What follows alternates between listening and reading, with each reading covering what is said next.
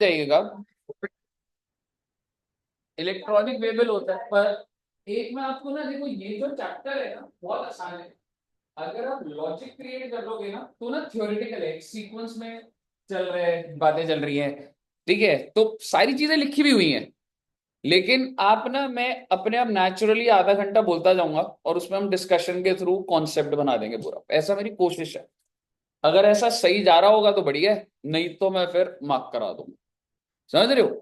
तो अब मुझे एक बात बताओ, आज के टाइम पर अगर तुम जीएसटी एंगल छोड़ो, अगर तुम ट्रेन से कोई सामान भेजते हो तो ट्रेन वाला कोई रिसिप्ट या कुछ देता है कि तुम्हारा सामान मेरे पास आ गया है?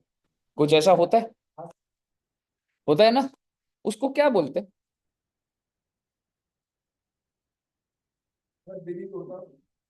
बिल इन द सेंस वो ये नहीं कह रहा इतना पैसा, लेकिन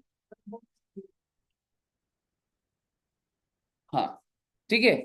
तो बेसिकली एक तरीके का कोई ना कोई एक डॉक्यूमेंट बना है कि भाई आप अभी लेकर आए हो, आप अपनी बाइक भेज रहे हो, बिहार भेज रहे हो।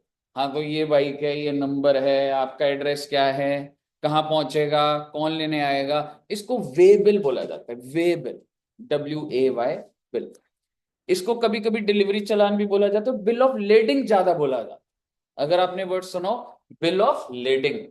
लेकिन मैं आपको बोलूंगा कि इसको क्या बोला जा रहा है, वे बिल। भाई मैं ट्रांसपोर्टर हूं, आपका सामान पहुंचाना है, कुछ ना कुछ तो रिटर्न एक्नॉलेजमेंट लूंगा ना, आपका सामान इस दिन आया, इतने बजे आया, इस गाड़ी पे चढ़ेगा, इतने बजे पहुंचेगा, सारी बातें, वो होता है वे बिल। अब मैं आपको बता दूं, जीएसटी में हर एक ट्रांजैक्शन जिसमें गुड्स ट्रक से मूव हो रहे हैं, ट्रक हो, ट्रेन हो, प्लेन हो, आप खुद लेके जा रहे हैं, डोमिनोज वाला जा रहा है, जैसे आप जोमैटो पे देखते हो कि ये बाइक वाले ने लेफ्ट लिया, ये जीएसटी में चल रहा है, सारे के सारे ट्रक सरकार को दिख रहे हैं कौन सा मूव हो रहा है। आज के टाइम पे अगर ट्रक में कुछ गुड्स जा रहे हैं तो उसका ई वे बिल बना हुआ है, अगर नहीं बनाओ वहीं ट्रक रोक दूंगा, सामान जब्त कर दूंगा। So it is to this level.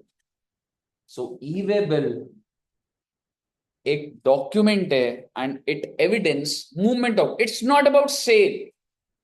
मैं सेल की बात नहीं कर रहा हूं, आप सेल मतलब supply, it's not just about supply. मैं जस्ट किसी को रिपेयर के लिए अपने गुड्स भेज रहा हूं, समझ रहे हो? तो भी मुझे ई वे बिल जनरेट करना पड़ेगा। कहने का मतलब ये है, ई वे बिल एक डॉक्यूमेंट है जो एविडेंस करता है मूवमेंट ऑफ गुड्स को। I am not saying evidence कर रहा है सप्लाई ऑफ गुड्स को। आई एम सेइंग अगर गुड्स प्लेस ए से प्लेस बी जा रहे हैं तो बाहर नहीं निकलेंगे गुड्स, पहले ई वे बिल जनरेट होगा। क्योंकि वरना सरकार की अकाउंटिंग ही नहीं हो पाती। भाई पूरे भारत देश में कितने ट्रक घूम रहे, और पहले क्या होता था, उनका बिल होता था, उनको रोका जाता था, बैरिकेडिंग पे रोका जाता था, सब बंद हो चुका है। जैसे आज के टाइम पे टोल के टाइम पे आपका फास्ट टैग है, कनेक्ट हुआ, खुल गया, ई वे बिल का भी नंबर लगा होगा, अगर वो वहां पे स्कैन होगा ना तो वो आपसे रोक के नहीं बोलेगा इनवॉइस दे। उसके पास एक मशीन होगी, स्कैन होकर उसमें आ जाएगा कहाँ जा रहा है, किसके पास जा रहा है, कितने बजे ट्रक चला था, ड्राइवर का नाम क्या है, कौन से गुड्स है, जीएसटी पेड है नहीं है, सारा सामान आ जाएगा उसके पास।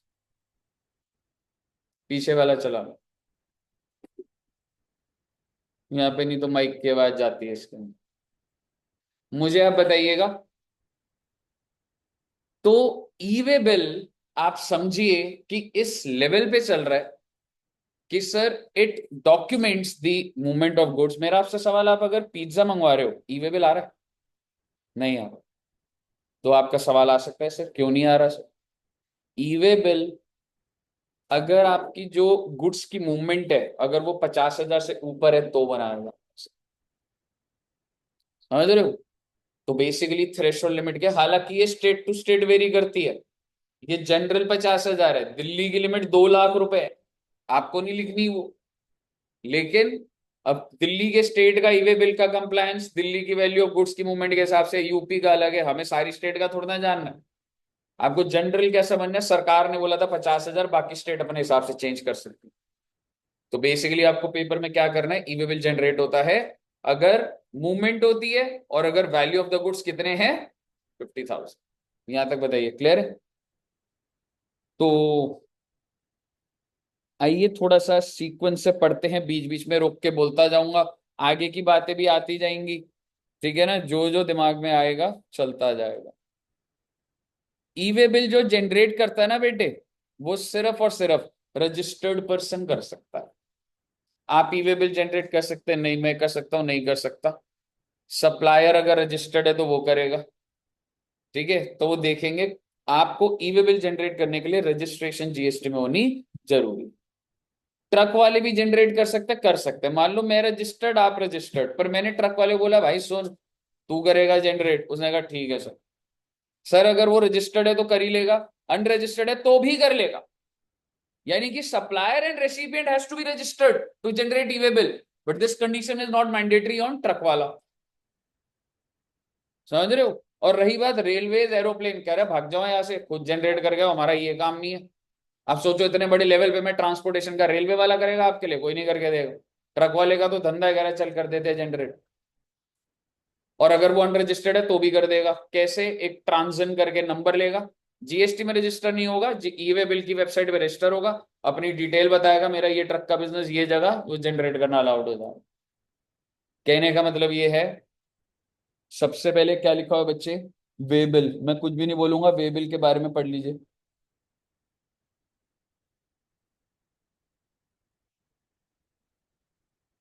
इट इज अ रिसिप्ट और document, basically receipt document issued by carrier, carrier जो ट्रांसपोर्टर होता है, giving detail relating to goods. Consignor कौन हुआ? One who sends, you can say supplier. Consignee कौन हुआ? रेसिपिएंट हुआ। यहां तक क्लियर है? E way bill, what is an e-way bill, why it is required? E way bill is a compliance mechanism. ठीक है, सुनते जाइएगा एक बार जहां रेलिवेंट आएगा। Where by way of digital interface the person causing the movement. Causing the movement होता है कि किसने हायर करा मूवमेंट कॉज। इस इतना डिटेल पेपर में नहीं आता, लेकिन आपको लैंग्वेज यूज करना होगा। सपोज करो मैं आपको सामान भेज रहा हूं, और आपने बोला, मैंने कहा सामान कैसे होगा, कह रहे आप ही अरेंज करा दीजिए ना। तो who is causing the movement? I am causing the movement. अब इसके अंदर बहुत छोटी छोटी बातें हो सकती है। इंश्योरेंस केस पे मैं कोई सारी कुछ लिखा ही नहीं कहीं पे भी अभी ये बात के रिलेटेड। तो जो भी कॉज कर रहा है मूवमेंट को, जो भी इनिशिएट कर रहा है मूवमेंट को, वो ई बिल जनरेट करेगा। और इतना आपको बता दूं, वो बंदा क्या होना चाहिए? रजिस्टर्ड। और अगर वो रजिस्टर्ड नहीं हुआ तो दूसरा जो रेसिपिएंट है, भाई तू कर देना अगर तू रजिस्टर्ड है। तो ऐसा ई बिल में कोई ऐसा वो नहीं है कि नहीं अगर मैंने नहीं करा तो अब क्या होगा, दूसरा कर देगा, भाई कोई दिक्कत नहीं। समझ रहे हो सरकार की इंटेंशन क्या है? अगर गुड्स रास्ते में मूव कर रहे हैं तो भाई साहब वो ई वे बिल के तहत ही होगा। आज के टाइम पे जितने भी ट्रक मूव कर रहे हैं, अगर आप किसी को जानते हो, ट्रक में कोई काम है, कुछ है, किसी किसी, मेरे एक फ्रेंड है उसकी फैक्ट्री है, हर सप्लाई ई वे बिल के थ्रू जाती है। इन ट्रक वालों के पास ई वे बिल नंबर होता है कि इसके अंदर ये गुड्स हैं, ये सारी चीजें क्लियर है जी। The person causing the movement of the goods upload the relevant information prior to commencement of movement. ऐसे नहीं है ट्रक चल रहा है अब अपडेट कर रहा हूं ना, अरे ना, ट्रक स्टार्ट नहीं होगा जब तक ई वे बिल नहीं बन जाएगा। और ई वे बिल के अंदर समझिएगा, अभी आगे आएगा ई वे बिल। अच्छा ये कौन से सेक्शन में है बच्चे? सेक्शन 68। इसके अंदर ना दो पार्ट होते हैं ई वे बिल के अंदर, पार्ट ए, पार्ट बी। जब दोनों भर जाते हैं ना तो बोला जाता है कि ई वे बिल बन गया। Part A contain basic detail, जैसे हमें से सामान खरीदना है, मैंने आपको सामान बेच दिया, मुझे आपके घर का एड्रेस पता लग गया, मेरा एड्रेस मुझे पता है, हमारे को वैल्यू पता है, ये पता है, पर ये कौन सी ट्रक से जाएगा मुझे तो नहीं पता ना। तो पार्ट ए के अंदर तो वो सेल की डिटेल होती है। पार्ट बी, जब ट्रक, मैंने ट्रक वाले को बोला, मैंने कहा भाई 5 ट्रक चाहिए, कह रहे सर जी कब चाहिए आप बता देना मेरे को, कौन सी ट्रक, कह रहे ऐसे नहीं होता सर, उस दिन कौन सी ट्रक जाएगी देख लूंगा मैं। तो पार्ट बी के अंदर ट्रक की डिटेल जाती है, ये जिस दिन जा रहे होते हैं गुड्स उस दिन पार्ट बी भर दिया जाता है, कोई दिक्कत वाली बात नहीं। क्लियर है? इतनी तो फ्लेक्सिबिलिटी बिजनेस के एंगल से ही तो बनेगा। समझ रहे हो? तो ई वे बिल के दो पार्ट होते हैं, पार्ट ए और part B. E way bill on, generate e way bill on GST portal, website पे जाएंगे, ठीक है, और आप वहां पे डिटेल देंगे और वो डल जाए। क्लियर है जी? ई वे बिल क्या है? It is an electronic document generated on GST portal evidencing movement of goods. GST कौन से फॉर्म में आ जाइए, कौन से फॉर्म में ई वे बिल भरा जाएगा बच्चे? EW GST, EW B 0। और इसके अंदर दो पार्ट होते हैं, पार्ट ए और पार्ट बी, अभी मैंने आपको थोड़ा बहुत बताया।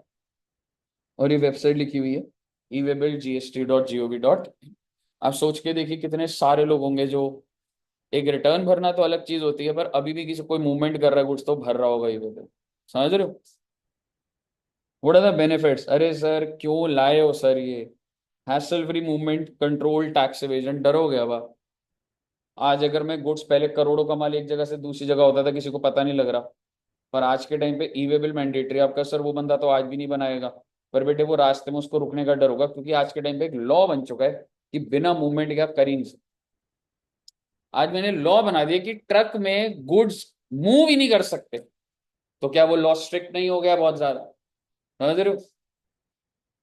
ट्रैक मूवमेंट ऑफ गुड, जैसे जोमेटो में आप ड्राइवर का देखते हैं, मैं पूरा टाइम ट्रैक कर सकता हूँ। टेक्नोलॉजी एनेबल्ड बन चुका है। Eliminate state boundaries, check post, वो जो आप देखते थे लाइन लगी हुई है, पहले एक ट्रक की चेकिंग होगी फिर दूसरे की चेकिंग होगी, तो वो थोड़ा सा हैसल फ्री हो गया, क्योंकि ई वे बिल एक ऑर्गेनाइज डॉक्यूमेंट आ गया। तो सरकार ने, ठीक है किसी की इंस्पेक्शन होगी तो वो डिटेल रुकेगा, लेकिन अगर ई वे बिल है तो एक मेरे को ट्रस्ट हो गया, हाँ सच जेन्युइन होगा, जाने दो। बताइए, क्लियर है? ओके। अब who and when e-way bill is required to be generated? Every registered who carries, who causes the movement of goods in relation to supply, हो सकता है मैंने बेचा हो। अच्छा किस चीज की मूवमेंट? मूवमेंट ऑफ गुड्स या मूवमेंट ऑफ सर्विसेज? गुड्स। और इसके ऊपर एक अच्छी बात लिखवाऊंगा आपको, ठीक है? गुड्स की है, सर्विसेज का तो नहीं हो सकता।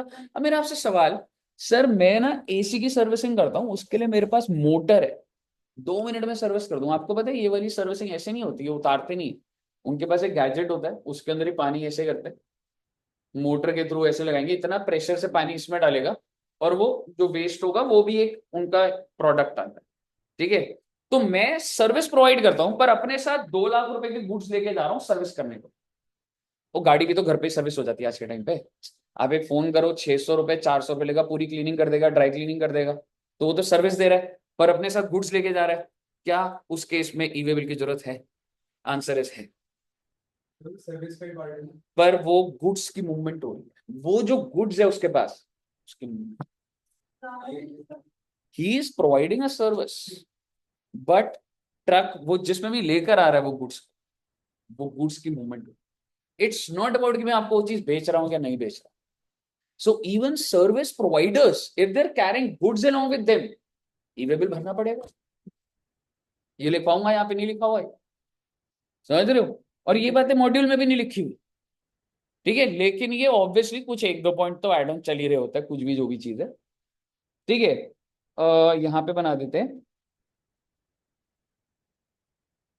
जैसे कार क्लीनिंग का एग्जांपल बनाया ना, तो 2 एग्जांपल बनाता हूँ। मान लो ए है बच्चे, और ए ने बी को सप्लाई करा गुड्स, कितने अमाउंट से ऊपर? पर मुद्दे की बात मेरी यहाँ पे वो नहीं है, जब मैं 50,000 की बात करूंगा ना, पूरा डिटेल एनालिसिस करूंगा। मेरा आपसे सवाल, क्या यहाँ पे ई वे बिल की आपको जरूरत है? Answer yes, because it's goods.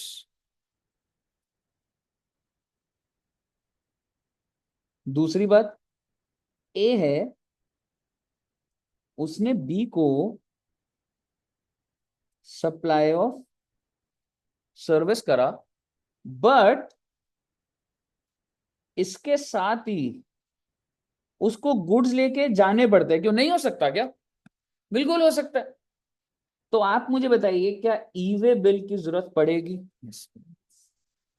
और अगर आखिरी केस, ए ने बी को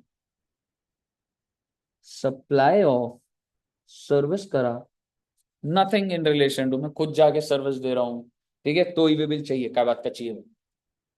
समझ रहे हो? बताइए, क्लियर है? No, why e way bill is required in ratios, मैंने आपको सामान बेचा तो मूवमेंट हो रही है गुड्स की। दूसरा रीजन अदर देन, मैं रिपेयर के लिए भेज रहा हूँ, ठीक है? कोई उसके सप्लाई के अलावा कोई भी कारण हो, ठीक है? मैं डेमो के लिए कोई प्रोडक्ट भेज रहा हूँ कि सर जी आपके पास मैं भेज रहा हूँ ये 5 लाख का प्रोडक्ट, बढ़िया लगे तो खरीदें, तो वापस आ जाएगा, बिका थोड़ा ना अभी। हाँ जी, हाँ। वो अनऑर्गेनाइज सेक्टर है, और वो 50 से ऊपर है, आप समझो सरकार वहां तक नहीं पहुंच पाएगी। हाँ मतलब वो आप कह सकते हो कि वो गुड्स की मूवमेंट चल रही है, पर उसमें बात करूंगा भी किन किन केस में ई वे बिल की जरूरत नहीं पड़ती। अगर ट्रांसपोर्टेशन मोटर व्हीकल या उस पर होता है ना तो ही लगती है। अगर आप रिक्शे रेड़े के अंदर लेके जा रहे हो चाहे 10 लाख का माल है तो नहीं लगेगी। ज्वेलरी पे ई वे बिल की जरूरत नहीं है, छिप जाती हैं चीजें, उस पर लगाने का फायदा ही नहीं। खाली गैस सिलेंडर्स पे नहीं लगेगा, पेट्रोल ऐसे कंटेनर्स पे ऐसे वो आएगा, वो लिस्ट आएगी जहां जहां नहीं होगा। दूसरा, सप्लाई होगी तो बनाना है, ये कर रहा है due to inward supply from unregistered person. भाई साहब मैंने किसी से खरीदा, मैं रजिस्टर्ड हूं और इनवर्ड सप्लाई हो रही है, तो जो बंदा बेच रहा है वो कौन है? अनरजिस्टर्ड, ई वे बिल लग रहा है। तो मैंने आपको बोला ना, अब बोलोगे अरे सर वो कैसे जनरेट करेगा, तेरे को करना है जनरेट, तू रेसिपिएंट है ना।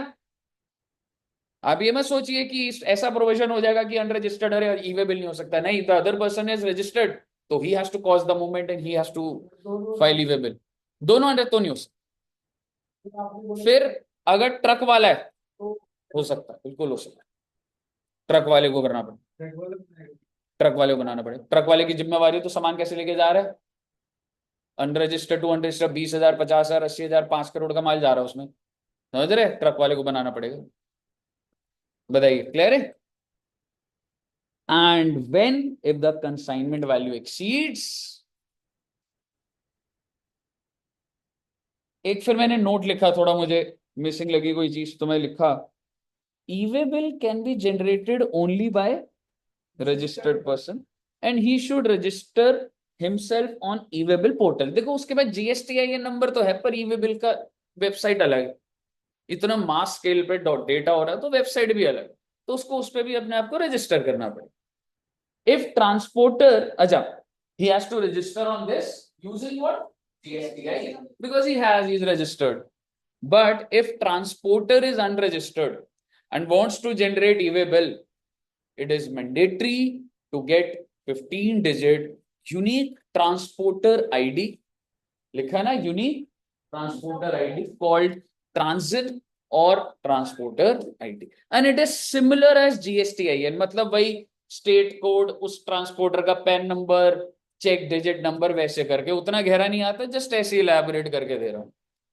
एंड आपको एक बात बता दूं, आप बोले सर ट्रांसपोर्टर की भी अगर जिम्मेवारी, बेटे ऐसे नहीं होता, you are moving the goods, तो आपकी जिम्मेवारी होती है कि आप कौन से गुड्स लेके जा रहे हो, आपको ट्रांसपोर्टर को पता होना चाहिए, समझ रहे हो। वो कहे सर अगर वो भी ना करे तो दैट्स इलीगल। ट्रांसपोर्टर की एक जिम्मेवारी है, अगर तू गुड्स लेके जा रहा है तो उसका इनवॉइस होना चाहिए, तेरे पास डेटा होना चाहिए कौन है भाई, टेररिस्ट का सामान इधर से उधर कर देगा क्या? आप समझ रहे हो, हैज टू बी, ट्रांसपोर्टर धंधे में आपका डिटेल होनी जरूरी है। नहीं, सेम स्टेट भी, ऐसा कुछ नहीं है, दिल्ली का दिल्ली में होगा, ई वे बिल जनरेट होगा। हाँ, है रिक्विजिट आप लोग के सामने, जैसे आप रेड लाइट पे आप जा रहे हो, आपको पुलिस वाले दिख रहे हैं, आपको ये क्यों नहीं दिख रहे, क्योंकि आप ट्रक नहीं चला रहे ना। नो एंट्री और सिस्टम बिल्कुल साइलेंट है, रोका जाता है, देख के एक आइडिया होता है ये छोटा हाथी है, क्या होता है वो, छोटा हाथी बड़ा हाथी टेम्पो, सारी चीजें होती है, सब उनका कोई ना कोई है कैटेगराइजेशन चीजों की, रोके जाते हैं। और आज के टाइम उनको रोका जाएगा तो ई वे बिल पूछा जाता है, ई वे बिल जनरेट होता है जी, बिल्कुल वैलिड है। बताइए कोई दिक्कत?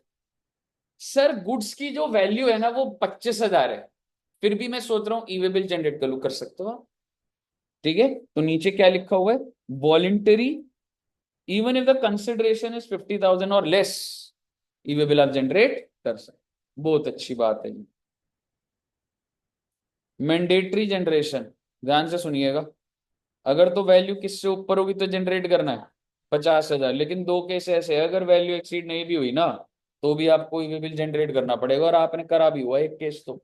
ठीक है, लेकिन मुद्दे की बात सीधी बोलूंगा, जॉब वर्क, जॉब वर्क क्या होता है, बहुत सारी पाइप्स हैं, उसकी पेंट आप करोगे, मेरे यहाँ मैन्युफैक्चरिंग होती है, आपके यहाँ 5 लाख पाइप भेजूंगा, आपका काम है उसे गैल्वेनाइजेशन पेंट करना, वापस भेजेंगे आप, तो मैं तो आपको बेचा नहीं है, और अगर मैंने 5,000 की पाइप भेजी है तो कोई मतलब नहीं इस बात का, ई वे बिल जनरेट होगा जॉब वर्क के अंदर। जॉब वर्क होता है कोई एक प्रोसेस आपको दे रहा हूँ, मुद्दे की बात ये है, एक प्रिंसिपल और जॉब वर्कर, इन दोनों में से ई वे बिल इसको जनरेट करना पड़ेगा हमारे बीच में अगर कोई मूवमेंट होगी। इंपॉर्टेंट बात, इंटर स्टेट मूवमेंट होनी चाहिए, e-way bill is required irrespective of the value.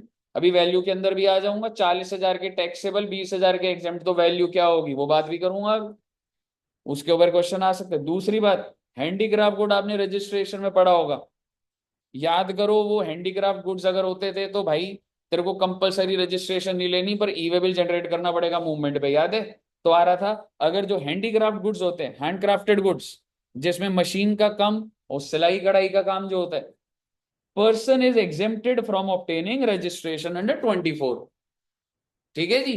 तो आपको रजिस्ट्रेशन नहीं लेनी थी, person not liable for registration. याद आ रहा है कुछ कुछ? और वहां पे हमने लिखा भी हुआ था कि अगर इंटरस्टेट मूवमेंट होती है तो अगर आप ई-वे बिल जनरेट कर लेते हो और अगर आप अपनी पैन की डिटेल दे देते हो तो आपको रजिस्ट्रेशन कराने की जरूरत नहीं।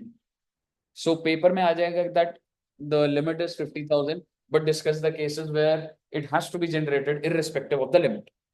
So it is job worker, and second is handicraft goods, person who is exempted from registration under 24, and if the movement is interstate, सिर्फ in this case interstate, e-way bill has to be generated.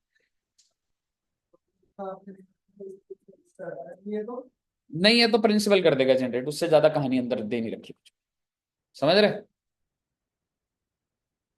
Okay, every registered person causing movement of goods. और ये क्या बोल रहे हैं? Can authorise ECO और courier agency और transporter to furnish detail in. भाई मैं ईसीओ के थ्रू भेज रहा हूँ, मेरे बड़े लेवल पे कॉन्ट्रैक्ट है जोमेटो के साथ, ठीक है, तो मैं ईसीओ को ऑथराइज कर सकता हूँ, आप ही कर दो। ट्रांसपोर्टर हो गया ना, अगर ईसीओ जोमेटो की सारी चीजें हैं तो ऐसे बहुत सारे। आपको क्या लग रहा है? अब जैसे पोर्टर है, अब तो आप बड़ी जल्दी समझते, पोर्टर ऐप है ना, ठीक है, उसमें अगर है ना, पोर्टर ऐप है, अगर उसमें अगर मूवमेंट हो रही होगी तो आपको क्या लग रहा है, तो किसके पास इंफ्रा है? ईसीओ के पास। सो आई कैन ऑथराइज ईसीओ अगर गुड्स ऐसा है जो कि 4 लाख रुपए का हो रहा है, तो वो चीज है। या फिर मैं कोरियर एजेंसीज को बोल दूंगा, या फिर मैं ट्रक वालों को बोलूंगा। आप एक बात पे ध्यान रखेंगे, यहाँ पे ट्रेन ब्रेन का नाम नहीं आ रहा, आ रहा है ट्रेन वाले का नाम, रेलवे वाला बोलिए भाग जाओ से, मेरा काम नहीं है ये ई-वे बिल जनरेट करना। होता है तो ठीक है, नहीं होता तो मतलब खाली ट्रक ही है ना, ट्रक है, ईसीओ भी तो आ गया, कोरियर एजेंसी भी तो आ गई। अल्टीमेटली जा तो उनका काम ट्रक से ही रहा है, ठीक है ना, वो वाली चीज है। मुझे बताइए कोई दिक्कत? डिटर्मिनेशन ऑफ वैल्यू पे बोलूंगा, ध्यान से सुनना बात। सर जी मूवमेंट हो रही है गुड्स की, 40,000 रुपए के गुड्स हैं, ध्यान से सुनिएगा, 40,000 रुपए के गुड्स हैं, जीएसटी है 20%, 40,000 का 20% क्या हुआ? टोटल कितना हो गया? 48,000। और 10,000 के एग्जेम्प्टेड गुड्स आ रहे हैं, तो इसका मतलब total value of the goods क्या हो गई? पहली बात तो ये आ जाएगी सर, 40 लें या 48 लें, जीएसटी जोड़ के लोगे 48,000। अब दूसरी बात है, क्या एग्जेम्प्टेड लेंगे? नहीं लेंगे, यानी कि आपको सिर्फ और सिर्फ जो टैक्सेबल गुड्स है प्लस उसके ऊपर जो टैक्स है वो जोड़ के 50,000 देखना होता है। तो ये कॉन्सेप्ट कहीं और नहीं है ना? और कहीं नहीं है, ये ई-वे बिल स्पेसिफिक चल रही है बात। Mandatory generation of e way bill value exceed determined as per section 15 के अंदर वैल्यू आती थी आपकी डिक्लेयर्ड इन द इनवॉइस और बिल ऑफ सप्लाई। ये जो इनवॉइस के अंदर आपकी एक बात बची हुई है, डिलीवरी चालान और बिल ऑफ, ट्रक वाले जनरेट करता है जो भी है वो देखेंगे। आपके लिए क्या है? इनवॉइस है। आगे सुनिएगा, issued in respect of said consignment, includes में क्या लिखा हुआ है? सारे के सारे टैक्सेस। और एक्सक्लूड में क्या लिखा हुआ है? प्रैक्टिकल क्वेश्चन बन सकता है छोटा सा 4 नंबर का, समझ रहे हो? और उसमें वो बोल देगा, तो बेसिकली दोबारा से यही लिखा हुआ है, value as per section 15 declared in the invoice plus GST including cess, GST component cess. If this amount exceeds 50,000 e way bill generate कर देना, और अगर नहीं है तो नहीं है। और एक्सक्लूड क्या कर देंगे आप? Goods, value of exempted good is exclude from calculation of. कोई दिक्कत? ओके। सर आपकी स्क्रीन पूरी नहीं आ रही है। हाँ जी, मेरी बात आप ध्यान से सुनिएगा।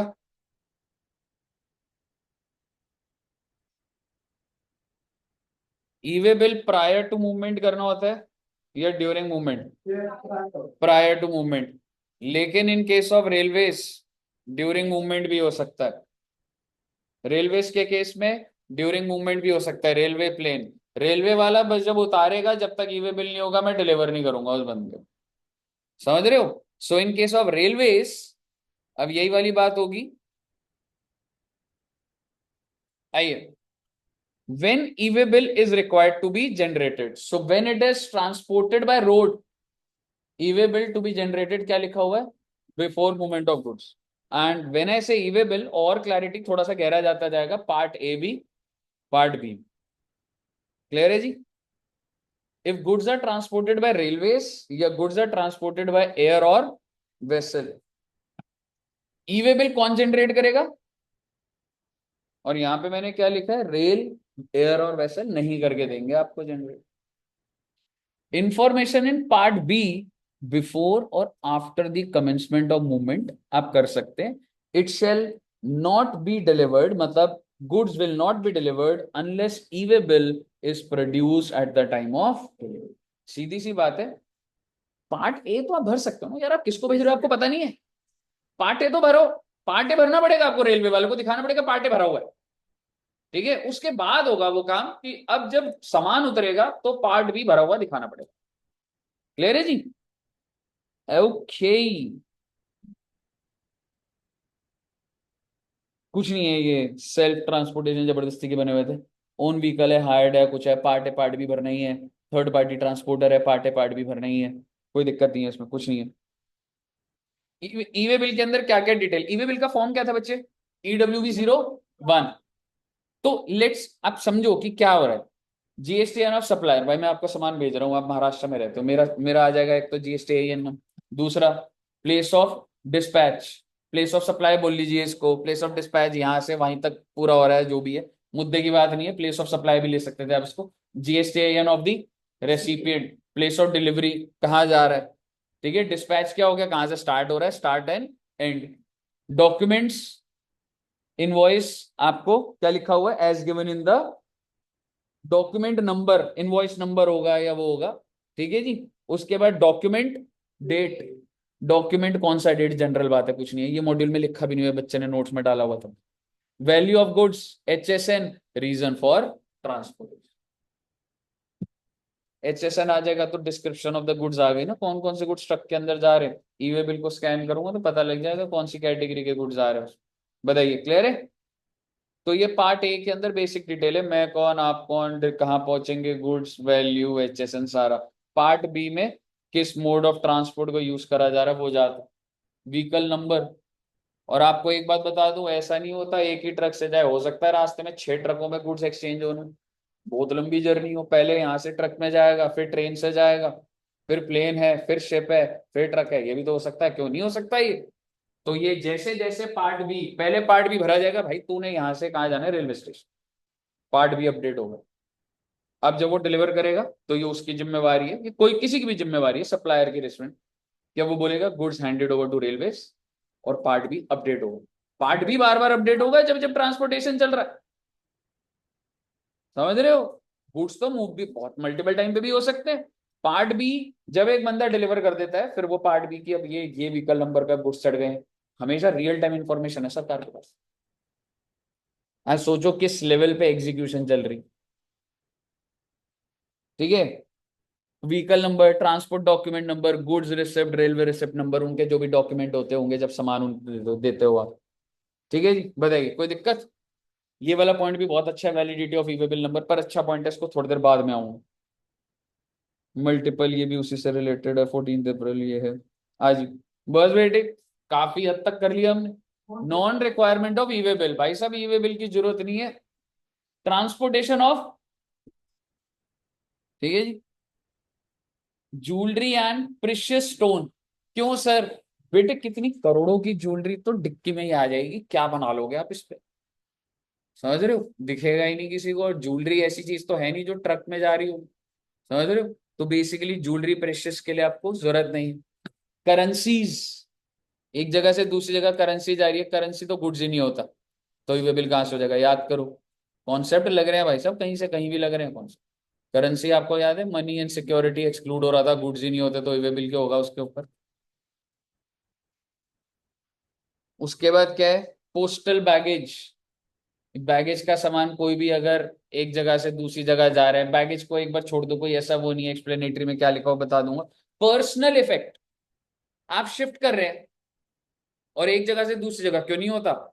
ऐसा हो सकता है आपकी नौकरी बैंगलोर में लग जाए और ट्रक में इतना सारा सामान जाए, बेड सोफा सारी चीजें जाए, 50,000 से ऊपर है, तो ई वे बिल जनरेट करना है। आम इंसान को तंग नहीं करना, इसका मतलब सेकंड। हाँ हाँ एग्जैक्टली पर अगर मैं यहाँ नहीं लिखता ना, तो मैं या तो ट्रक वाले की जिम्मेवारी डालता, तेरे पे ना डालता। पर पर्सनल इफेक्ट्स पे ई वे बिल की जरूरत, आपके कोई भी गुड्स मूव हो रहे हैं तो। जैसे मैं आपको प्रैक्टिकल बताता हूँ, मैंने जब बाइक ली थी ना, मैंने यहाँ से नहीं ली थी बेटे, मैंने ली थी चंडीगढ़ पंचकुला से। ठीक है, पंचकुला से बाइक आ रही थी। क्या ये मूवमेंट ऑफ गुड्स नहीं है? बिल्कुल है। मैं तो अनरजिस्टर्ड हूँ, रॉयल एनफील्ड वाले को इशू करना चाहिए था। पर मूवमेंट कॉज किसने करी थी? मैंने करी थी, फिर भी उसको करना तो चाहिए था। ठीक है, मैंने कहा कैसे करोगे? कह रहा आप वो ट्रक वाले से बात करा देना जिसमें भी बाइक आई थी। तो अगर तो कोई रोकता तो प्रॉब्लम थी, लेकिन मैंने बोला कि क्यों नहीं करा। वो कहता है सर अगर कोई रोकता ना, हम बोल देते अरे तो सेकंड हैंड गुड्स, वरना e way bill was required. E way bill की जरूरत थी और उसकी जिम्मेवारी थी। समझ रहे हो? होना चाहिए but it's not possible right now.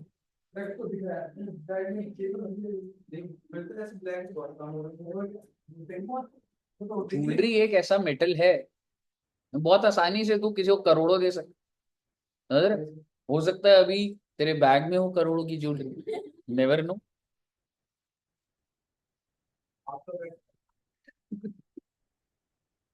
इसलिए मैंने दूर रख दिया है। ठीक है, आप मुझे बताइए एम्प्टी कार्गो कंटेनर, ये ना क्वेश्चन आ जाएगा कि किन किन केसेस में ई चाहिए नहीं, है सीक्वेंस है। और आपको ये मॉड्यूल से पढ़ना है, क्योंकि ऐसे थोड़ी सी लाइन तो लिखी होगी ना जरा सी और। लेकिन ये है भाई, मतलब इसमें कॉन्सेप्ट क्या कराऊंगा इससे ज्यादा, मतलब ये पता लग गया तो मैं रीड करना उसको। ट्रांसपोर्टेशन ऑफ, अच्छा empty cargo container, non transportation bye non motorised vehicle. बेटे मेरे वहां से काल, हम लोग का 14/6 में था, वहां से यहाँ पे मूवमेंट हो रही थी, तो लॉजिकली क्या उस पे भी जीएसटी था? अगर मैं उसको रिक्शे पे ला रहा था तो नहीं है। पर अगर वो है ट्रांस, मतलब एक वैसे अगर मैं बोलूँ ट्रक टाइप भी आया था, पर कौन देखने आ रहा था? इसमें कोई डिस्टेंस भी है? एग्जैक्टली, वो भी डिस्टेंस भी। ठीक है, वो भी देखेंगे एक बार। समझ रहे? तो बेसिकली नॉन मोटराइज है। और आपको क्या लग रहा है जो मोटराइज में जो सामान जा रहा है, सरकार ट्रैक कर पा रही है अभी भी? इस लेवल तक कहां से आ जाएगी? ये तो जो मेन रोड्स पे जो चल रहे हैं, हाईवेज पे, उसके ज्यादा एग्जीक्यूशन। समझ रहे हो? अब आप मुझे बताइए नेक्स्ट क्या बच्चे? Supply under schedule 3। शेड्यूल 3 में जो भी चीजें गुड्स अगर लिखी हुई हैं तो उस पर आपको ई बिल जनरेट करने की जरूरत नहीं है। सप्लाई अंडर कस्टम सुपरविजन, ये लाइन अब एकदम सही नहीं लिखी हुई, पर मैं आपको एक चीज बताता हूँ। एक ना कस्टम पोर्ट होता है जहां पे शिप आता है, रुकता है, सामान रुकता है। और ना सरकार के पास इतना पैसा नहीं है, इतना इंफ्रा नहीं है कि उसको स्टोरेज बनाए, तो वो ना सामान वहां से एक प्लेस बी पे जाता है जो पास में ही होता है, तो वो भी तो मूवमेंट है। ठीक है, पर उस पे ई वे बिल की जरूरत नहीं, उसको बोला जाता है कंटेनर फ्रेट स्टेशन या फिर इनलैंड कंटेनर स्टेशन, जहां पे स्टोर करा होता है। चेकिंग इंस्पेक्शन के लिए होता है, ऐसे थोड़ा ना होता है शिप से जो सामान आया बस मैंने इंडिया में घुसा दिया। There is a process. समझ रहे हो?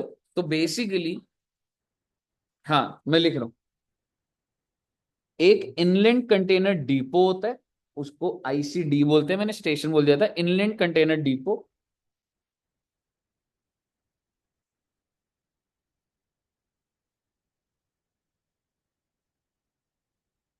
और एक होता है CFS, that is container freight station. It's basically for inspection, for storage. और गुड्स ट्रक में इस जगह से दूसरी जगह जाते हैं। अगर आप कभी फ्लाइट में गए हो तो आप देखोगे आपको फ्लाइट तक जाने के लिए भी बस लेनी पड़ती है, वो इंडिगो और उनकी चल रही होती। भाई एयरपोर्ट और वो अगर 800 मीटर दूर है तो पैदल थोड़ा ना जाओगे प्लेन तक। ठीक है, तो बसेस रुकती हैं, तो इसी तरीके से सामान भी लोड अनलोड होता है with in that premise, movement होती है। तो उस केस में क्या ई वे बिल जनरेट होगा? नहीं होगा। Next is transport of exempt goods. अच्छा एग्जेम्प्ट गुड्स आ गया। वैसे तो नॉन टैक्सेबल, नॉन टैक्सेबल क्या हो गया था वैसे? नॉन टैक्सेबल था लिकर, जो कि जीएसटी में कभी आया ही नहीं। एग्जेम्प्ट हो गया जिसपे जीएसटी है ही नहीं, लेकिन एक है डी ऑयल्ड केक। ये क्या होता है सर जी? डी ऑयल्ड केक ना, आपने खाया कभी डी ऑयल्ड केक? हाँ, खाने की चीज नहीं है। केक खाते नहीं हो, खाते हो?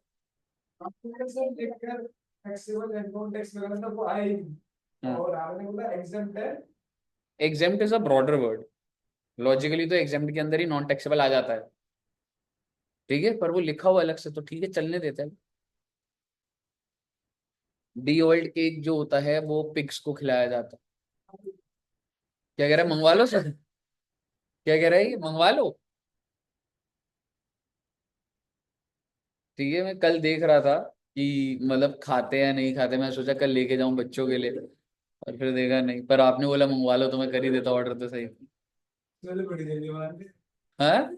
पता है कि आप इसमें एक बार मान जाओ, आप तुरंत बोले मैं मंगवा ही लूंगा। नहीं, मैं मंगवा लूंगा, आप खा लोगे क्या? और भी बोल सकते हैं, मुझे आप मंगवा लो, आप खा लोगे। कितनी बार और मंगवाऊं? हाँ, एग्जैक्टली। दुष्यंत सर चले गए। क्लास की है। हाँ भाई, क्लास करके गए।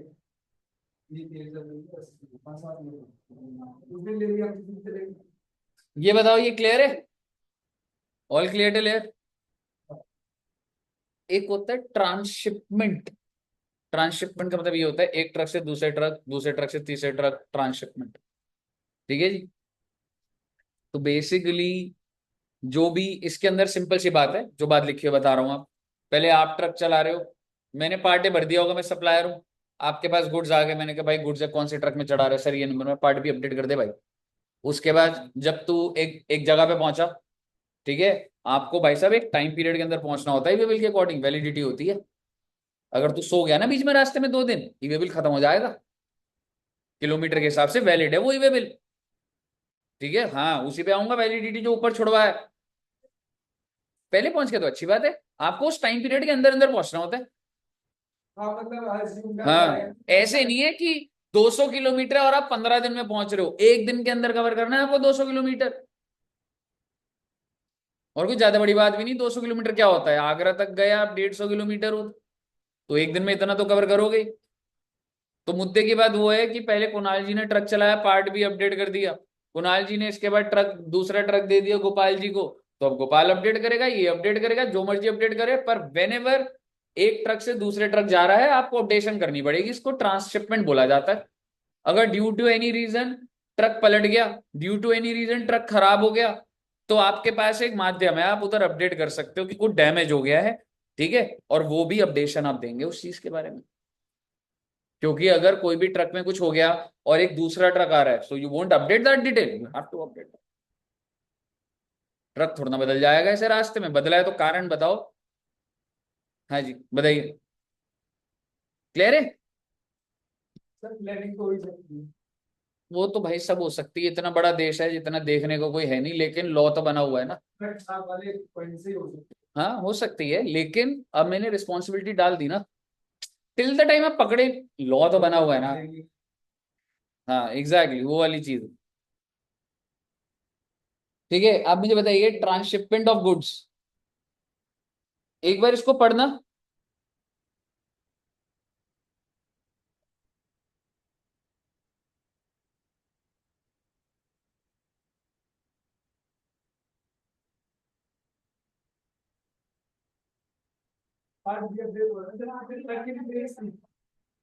क्लियर है?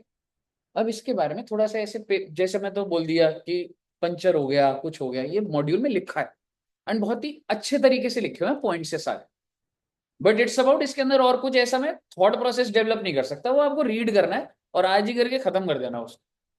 समझ रहे हो, ईवे बिल बहुत ही लाइट है, इन्हीं में से क्वेश्चन आते हैं, ठीक है, और इससे ज्यादा कुछ ऐसा वो नहीं। Documents to be carried by person in charge, person in charge होता है भाई ट्रक वाला हो गया, रेलवे का बंदा हो गया, एयरपोर्ट के अंदर जो प्लेन चला रहा है, द पायलट और crew member whoever is assigned, कि भाई उसके पास एक डॉक्यूमेंट होगा ना जब ट्रक रोकेंगे। एक बात बताओ, अगर कोई बस रोकता है तो क्या जो पैसेंजर है वो चले जाते हैं, हाँ जी पुलिस जी क्या हो गया, कौन उतरता है? ड्राइवर या conductor. Similarly someone is responsible there, no, तो उसको क्या बोला जाता है? Person in charge. तो उसे क्या क्या डॉक्यूमेंट कैरी करने हैं, ये बातें मैं आपके साथ कर चुका हूं। The person in charge of the conveyance should carry, पढ़ लीजिए एक बार इसको।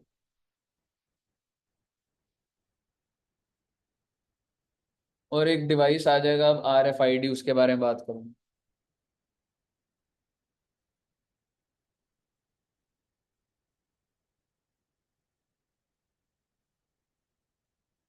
भाई पर्सन इन चार्ज के पास ई वे बिल का एक तो इनवॉइस तो होना चाहिए। ठीक है, देखो आज भी ई वे बिल आ गया है, पर फिजिकल में भी कैरी हो रहा है। ठीक है, that you have to carry the invoice और बिल ऑफ सप्लाई और delivery challan. Bill of entry क्या होता था?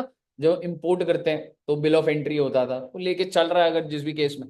Copy of e way bill in physical form, या फिर e way bill in electronic form, या फिर आजकल ना डिवाइसेस आ गए RFID करके। ठीक है, ये अगर आपने ट्रक वाले ने लगा दिया तो उससे और ज्यादा बेटर जो स्कैनर्स धीरे धीरे लगते जा रहे हैं वो उसको और आइडेंटिफाई करें। समझ रहे हो? जैसे मैं आपको एक चीज बताता हूँ, पुलिस वाले जब रोकता है ना तो उसके पास एक मशीन होती है चालान की, उसी के अंदर ही ना वो उसके हिसाब से बन रखा है, पुलिस वालों के हिसाब से कौन सा चालान है। टैप करेगा, रेड लाइट क्रॉस है, अपने आप बाकी सारा काम हो गया, चालान कट गया। पुलिस वाले को थोड़ा ना डालना इतने अमाउंट का चालान ये है। और वो RFID अपने आप सैटेलाइट के थ्रू डिटेक्ट हो रहा है कि ये मालवीय नगर की रेड लाइट है। इस लेवल पे ये डिवाइसेस को इंटीग्रेट कर। तो आप ट्रक वाले हो, आपने वो लगा रखा है, मेरे पास वो रीडर है, मैं उससे चीजें पढ़ लूंगा। बताइए, क्लियर है? तो आपको सिर्फ एक नाम समझना है, RFID की फुल फॉर्म क्या है? Radio frequency identification device. Embedded, कहां पर एम्बेडेड लगा हुआ है ये? ऑन द, जैसे तुम फास्ट टैग लगाते हो ऐसे RFID डिवाइस है भाई उन लोगों की।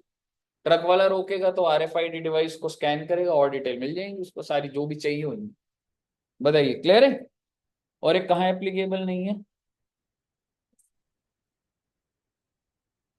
क्लियर है? इंस्पेक्शन।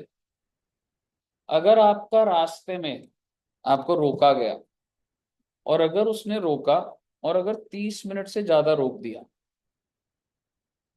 तो आप ट्रांसपोर्टर है, आप बता दीजिए क्योंकि 30 मिनट तक क्यों रोका, कहीं करप्शन ना चल रही हो।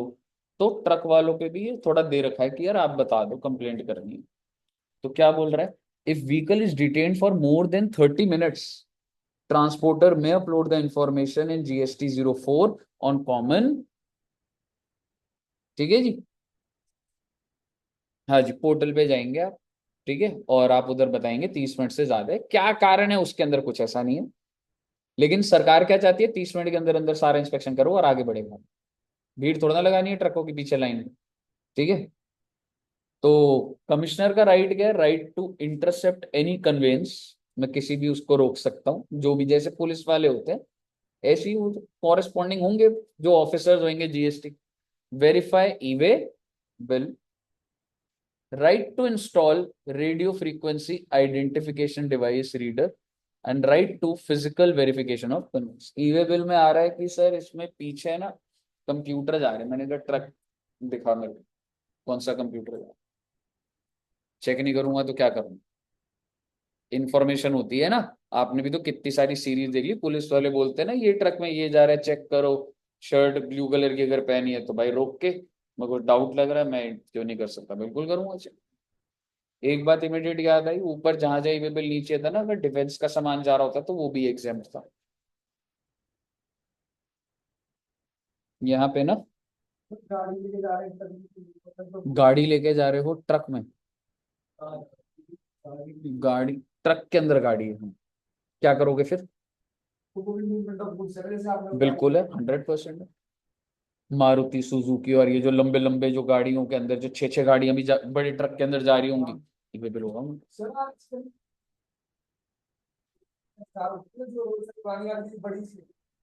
रोल्स रॉयस और वो जो नोएडा में,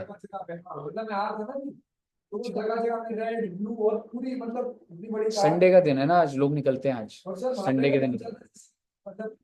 बाहर के लोग थे कुछ, तो बैठे हुए तो गाड़ी पर उनको घुमाया जा रहा था। और वो जगह जगह पे थी सर, बहुत सारी कार, मतलब पूरे एक्सप्रेस वे पे मैंने ऐसे इधर तो नहीं है वैसे, दिल्ली में तो नहीं दिखती। नहीं, हाँ। बैठे में, वो बैठे तो आराम से, इतनी बड़ी गाड़ी, उसको सीधा सब कुछ चिकना रखी है, और उनको दिखाया जा रहा है ऐसे ऐसे, वो खुश घूम रहे हैं।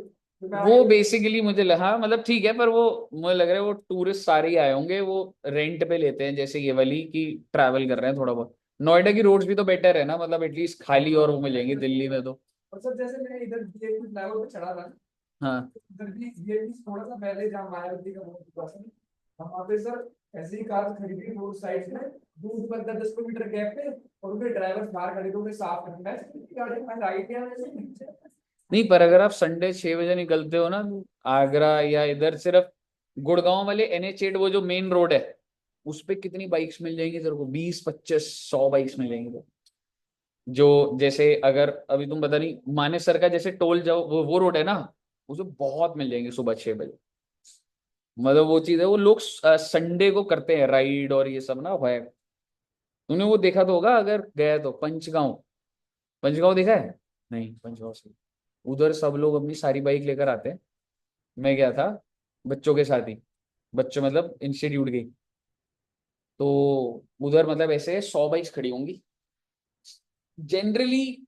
100 में से 10 15 ही अच्छी होती हैं, स्पोर्ट्स बाइक 15 होंगी, बट ज्यादा से ज्यादा रॉयल एनफील्ड और कौन सी है, जावा, और ये सारी मॉडिफाई करा रखी होंगी, साइलेंसर पूरे कर रहे हैं तेज, बर्न आउट कर रहे हैं, और वो कर रहे हैं, गाड़ियां भी लगी हुई हैं। और नहीं, उधर वो रुकते हैं, मतलब जैसे जो राइड करने निकले हैं ना, मानेसर पे रुकते हैं, वहां पे खाने का पूरा हुआ है, जैसे मूर्थल है ना, तो अंदर अच्छा बना हुआ है, तो उधर रुकते हैं फिर आगे जाते हैं, तो बट अच्छी जगह है। गाड़ियां भी आई होती है, स्विफ्ट है, पर उसने स्विफ्ट पे 20 लाख रुपए खर्च दिए, स्पीकर जैसे, अलॉयज जैसे, तो ऐसे गाड़ियां।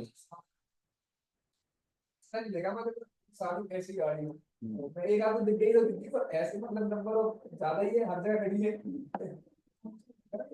इंडिया में कुछ चल रहा है क्या कुछ, अगर ये नहीं गाड़ी नहीं यार, मैं सुना था रोड पे चलना चालू हो जाएंगे ये गाड़ी कुछ बाद। डिफेंस लिखा हुआ था, डिफेंस। हाँ हाँ, मिनिस्ट्री ऑफ डिफेंस है ना, लिखा हुआ था बच्चे, ठीक है ना। अच्छा, अब एक चीज समझिएगा भाई, मैं इंटरसेप्ट कर सकता हूँ, इंस्टॉल कर सकता हूँ, verification of right to physical verification conveyance. और जब आपने ये सब कर लिया, now you have to submit a report. ठीक है, अगर आप रोक रहे हो तो क्या करना है, एक समरी रिपोर्ट आपको बनानी पड़ेगी, आप एक इंस्पेक्टर हो तो। Summary report and final report to be recorded online in form GST EW0। ये फॉर्म्स बिल्कुल भी इंपॉर्टेंट नहीं है, बस लिखे हुए हैं तो याद हो जाएंगे तो बढ़िया। समरी रिपोर्ट किस में जाएगी बच्चे? यही जाएगी, मैंने ये चेक करा, ये चेक करा, जो भी फॉर्म है, हमें क्या लेने देना उसका, कितने टाइम में, विद इन। और फिर पार्ट बी जो कि फाइनल रिपोर्ट जाएगी, कितने दिन में जाएगी, और ये एक्सटेंड हो सकती है फॉर फर्दर 3 days। बिल्कुल, ठीक है। एंड अगर आप एक बार आपकी इंस्पेक्शन हो गई है, क्या 100 किलोमीटर बाद दोबारा इंस्पेक्शन के लिए रोकेगा कोई? अगर आपका एक बार चालान हो जाता है तो दोबारा होता है वैसे, कितनी भी रेड लाइट क्रॉस करो? लॉजिक तो नहीं है, पर मैंने ऐसा सुना था कि नहीं होता। मान ले पोल्यूशन का एक जगह रुक के चालान हो गया, पर अगर मैं बोलूं पोल्यूशन का रुका नहीं था, चालान हो गया, अब दूसरी रेलवे वो आपका दोबारा चालान करेगा। सर कुछ टाइम लिमिट तक नहीं होता, आप एक बात बताओ, मान लो आपका चालान कट गया, आपको भरा नहीं, तो आप तो पूरे दिन दिया तो आपको। भरा नहीं, वो तो ऑनलाइन ही आ रहे होते चालान। हाँ, मेरे मेरे उस पे भी 30,000 रुपए का चालान ऑनलाइन आ रखे हैं, आप भर नहीं रहे, तो अब आप घूमते रहोगे घूमते नहीं नहीं नहीं, उस डे के लिए होता है, फॉर अ डे होता है, उस दिन के लिए होता है। रहोगे। तो उसी तरीके से ये जो मूवमेंट हो रही है, एक एक जगह चेक पोस्ट पे मेरी चेकिंग हो गई है, आगे के चेक पोस्ट पे दोबारा से चेकिंग डिटेल नहीं, क्योंकि जब एक बार रोक चुके हैं और हो चुका है तो डन है। क्लियर है? अच्छा, बस बेटे, यार ये सब ऑनलाइन डिवाइसेस हो चुके हैं आज के टाइम पे। जस्ट एक एग्जांपल दे रहा हूँ, तो पुलिस वाले खड़े हैं, तेरे नंबर से सर्च कर लेगा तेरा पोल्यूशन है कि नहीं। So similarly with the e way bill और with the car truck number, हो सकता है पता लग जाता हो कि ये ऑलरेडी इंस्पेक्टेड होकर आ रहे हैं, समझ रहे? और अगर नहीं भी है, उसने रोक दिया, तो बोल सर मेरी चेकिंग हो गई सर, ये नहीं, वो ऑब्वियसली डॉक्यूमेंटेड तो होगा वो। कुछ ना कुछ तो, हाँ क्योंकि अगर रुका है और वो तो कोई नंबर या कुछ टाइम कुछ तो मैकेनिज्म बनाया हो। सर जैसे दिल्ली में DTC में जब उसमें चालान काटते हैं बस के अंदर टिकट ना लेने पे, तो चालान काटने के बाद वो देते स्लिप, उस स्लिप से फिर हाँ। तुम अपनी दिल्ली घूमते रहो, तुम्हें ट्रेन लेने की जरूरत नहीं है। अब जाते हो पूरे सुबह से लेकर रात तक पूरी बसों में बस घंटे रहो, कोई टिकट मत लो। चालान कितने का है? सर ज्यादा है 400। 400 में तो मेरा चालान 50-60 का होता तो चल घूम वही लेते तो, मैं वही थे। सोच रहा हूँ। मेरा कटा था ना, अच्छा। मैंने टिकट नहीं लिया 500 का, तो 400 का चला। मैं उसे लेके घूमा करता था ड्राइवर कभी से।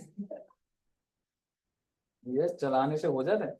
हाँ पर सर, मतलब जब कंडक्टर था तो तूने उसे मना कर दिया? कंडक्टर बोलता नहीं है DTC में टिकट लो, ऐसे तो नहीं मैं होता आप भाई, ले टिकट जाऊंगा। भाई। अच्छा हाँ, मैं डीटीसी में तो बैठा रहता है। हाँ वो नहीं बोलेगा। यार टाइम होता था यार, मैं तो याद आ रहा है भाई, पहले जाते थे मैं।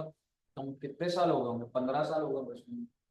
वो पीछे ही बैठे रहते, ग्रीन कलर डीटीसी की बसें अच्छी होती है, ग्रीन कलर की, और कुशनिंग भी सही होती थी।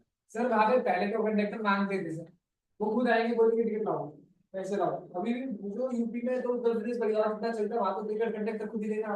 वहां थोड़ी हो हाँ कोई नहीं जाता। वहां कोई नहीं जाता सर। मेरे साथ एक बार बड़ा अजीब हुआ था। मैंने अपने घर से ही मतलब सिर्फ जा रहा था मालवीय नगर तक। घर मतलब समझ रहे, जैसे नेहरू एनक्लेव है और यहाँ तक आना है। मेरा भी ऐसे ही तो पटा था चला। ठीक है। अब मैं चढ़ा, मेरे पास ना 50 रुपए थे। तो उसने टिकट बोला, मैंने कहा इधर तक ही तो जा रहा हूँ, कह रहे नहीं लगेगी। कितने रुपए थे, 10 रुपए थे या था। तो मैंने उसको ना 50 रुपए थे, मैंने कहा चेंज दो 40 रुपए। तो वो दिया नहीं उसने, मिडवे आ गया। मैंने फिर बोला चेंज तो दे दे भाई। तो जैसे ही मालवीय नगर स्टेशन आया ना, तो ना वो उतरा बस के नीचे, कह रहे चेंज लेकर आता हूँ। तो मैं भी उतर गया और वो फटाफट चढ़ गया, बस भगा ली उन्होंने। मैंने कहा, ये क्या कर दिया भाई इन्होंने। मतलब मैं नीचे उतरा, कह रहे चलो चलो चलो चलो, ऐसा ही होता था सर। बस का मैंने कहा, भाई ये क्या हो गया यार। बस का सीधा उसके बाद से आज मैं पहले बोलता हूँ चेंज है, पहले चेंज दे मुझे भाई। हमारा बिल्कुल भी ऐसा है। फिर साथ सर मैं तो ये सर मैं तो बोल दूंगा बस बस ये तो आ रहा है। और ये लो बैक तो आ रहा हूँ। एक बार क्या हुआ था, दुष्यंत सर ना, मतलब ना बसेज में कम, मैं तो काफी ट्रैवल करा हुआ है। मेरी फैमिली में मतलब होता था, मतलब हम लोग के पास ऐसा नहीं होता था पैसा, तो घर वाले पेरेंट्स बसेज में था। दुष्यंत सर का कमरा है स्टार्टिंग से ही ना, मतलब उनका ठीक था सेटअप। तो ना हम लोग बस पे ना अंशुल प्लाजा गए थे। आपको पता है ना, बस चल रही होती है और अगर उतर रहे हो तो आपको आगे की मूवमेंट पे करना है। बस चल रही है नॉर्मल, आने वाला था स्टॉप, उन्हें कूद मार दी सीधी। आगे करके नहीं, ऐसे करके ऐसा गिरे थे ना वो। क्योंकि अगर आप, और ऐसे हर कोई गिरा होता, फर्स्ट टाइम तो गिरोगे तो ही पता लगेगा आपको। पता चलता है हाँ कि ये करना था। हाँ ये ऐसे था। उन्होंने जो करा ना, मतलब वो उधर ही ऐसे कि गिरे सर गिरे ही क्या होगा रहेंगे। सर क्या होगा हाँ, गिरोगे एक साथ। गिरोगे एक बार तो। सर मैं वो देखा था मैंने एक से दिख रहा है आपको, तो वहां पर दिखाया आपने। जैसे पेट्रोल पंप पे जाते हैं तो बंदे होते हैं, मारुति वाला होता है तो वो पेट्रोल भरा लेता है और पैसे देने से पहले जैसे ही पेट्रोल भरता है तुरंत चला लेता है उसका। तो वो जो बंदा होता है पेट्रोल वाला, जो पेट्रोल पेट्रोल भरा तो पैसे देने से पहले ही भगा लिया उसने एक साथ पेट्रोल भरा और शीशा बंद करके एक साथ भगा लिया। तो वो जो पीछे से बंदा होता है तो वो जो पेट्रोल से भर रहा था ना, उसको ऐसे बैठ के लाता है तो वो पीछे वाला शीशा जो होता है पूरा घूम जाता है। और वो तो भागे ले जाता है और फिर वो खुश होता है, बोला, "नहीं, 5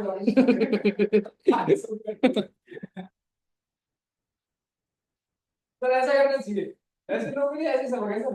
वो तो भाई बुरी हालत है। ठीक है। एनीवेज, एक्सेप्टेंस रिजेक्शन क्या होता है बच्चे? सर हाँ करना ना करना। हाँ, क्या कह रहे हो? Acceptance rejection. ठीक है। तो एक्सेप्टेंस है, मान के चल लो। ठीक है। Acceptance rejection cancellation of e way bill. आप एक चीज समझिएगा, अगर मैं अभी ई-वे बिल जनरेट करूं, मैं रजिस्टर्ड हूं, और मैं आपके एड्रेस पे दिखा दूं कि मैं 10 ग्रेनेड्स भेज रहा हूं, मैं रजिस्टर्ड हूं, AK-47 की डिटेल डाल दी मैंने, और मैंने आपका एड्रेस डाल दिया, और मेरे को पता है मैं तो बच जाऊंगा, मैं तो दुकान बंद है। उसके बाद किसके पास एकदम से आएगा पुलिस वाला? आपके पास। तो भाई दूसरे बंदे के मान लो मैं सप्लायर हूं, मैं ईवे बिल जनरेट कर रहा हूँ, मैं रेसिपिएंट का नाम दे रहा हूँ, मैं ट्रांसपोर्टर का नाम दे रहा हूँ, उसमें पार्ट बी भी हो सकता है, मैं खुद भी तो भर सकता हूँ पार्ट बी, कोई दिक्कत वाली बात नहीं है। तो इमीडिएटली आपके मोबाइल पे नोटिफिकेशन आ जाती है, ईमेल पे आ जाती है कि क्या आप इस बात को एक्सेप्ट कर रहे हैं कि ये गुड्स मूव होंगे और आपके यहाँ आ रहे हैं, या आप सप्लाई कर रहे हैं, या आप ट्रांसपोर्टर। ऐसे तो नहीं है ना बच्चे, मैं रजिस्टर्ड हूं, मैंने आपका नाम डाल दिया कि आप रेसिपिएंट है, तो आपके पास एक नोटिफिकेशन आ जाएगी, रेसिपिएंट का मोबाइल नंबर होगा कि आपके नाम पे एक ईवे बिल जनरेट हुआ। जैसे पोर्टर पे गुड्स जाते हैं, शायद से दूसरे के पास भी मैसेज आता है, ठीक है, तो वो डिटेल जाएगी। तो आपको एक्सेप्टेंस और rejection by the recipient if registered और सप्लायर कितने टाइम में एक्सेप्ट करना है। 72 3 दिन हो गए, लेकिन अगर गुड्स ही 2 दिन में पहुंच गए तो इसलिए वो क्या बोल रहा है, या तो 72 घंटे में एक्सेप्ट रिजेक्ट कर दो, या before delivery of the goods whichever is earlier, और else it is considered as deemed acceptance. कोई दिक्कत? एक दो चीजें तो दिमाग में आ रही है, जहां पर भी आएंगे भी होगा। ईवे बिल जब जनरेट हो जाता है ना, कभी भी एडिट नहीं हो पाता, और ईवे बिल अगर जनरेट हो गया ना, तो अगर आपसे कोई गलती हो गई ईवे बिल में, तो आप उसको कैंसिल कर दीजिए और एक नया ईवे बिल जनरेट कर लीजिए, एडिट नहीं होता। अब आप बोलोगे पार्ट भी हो जाता है, क्योंकि वो, हाँ, पार्ट ए जो है, ओवरऑल ईवे बिल के बारे में बोलूं, पेपर में पार्ट ए पार्ट बी लिखोगे, वो डिपेंड करेगा आप जब रीड करेंगे।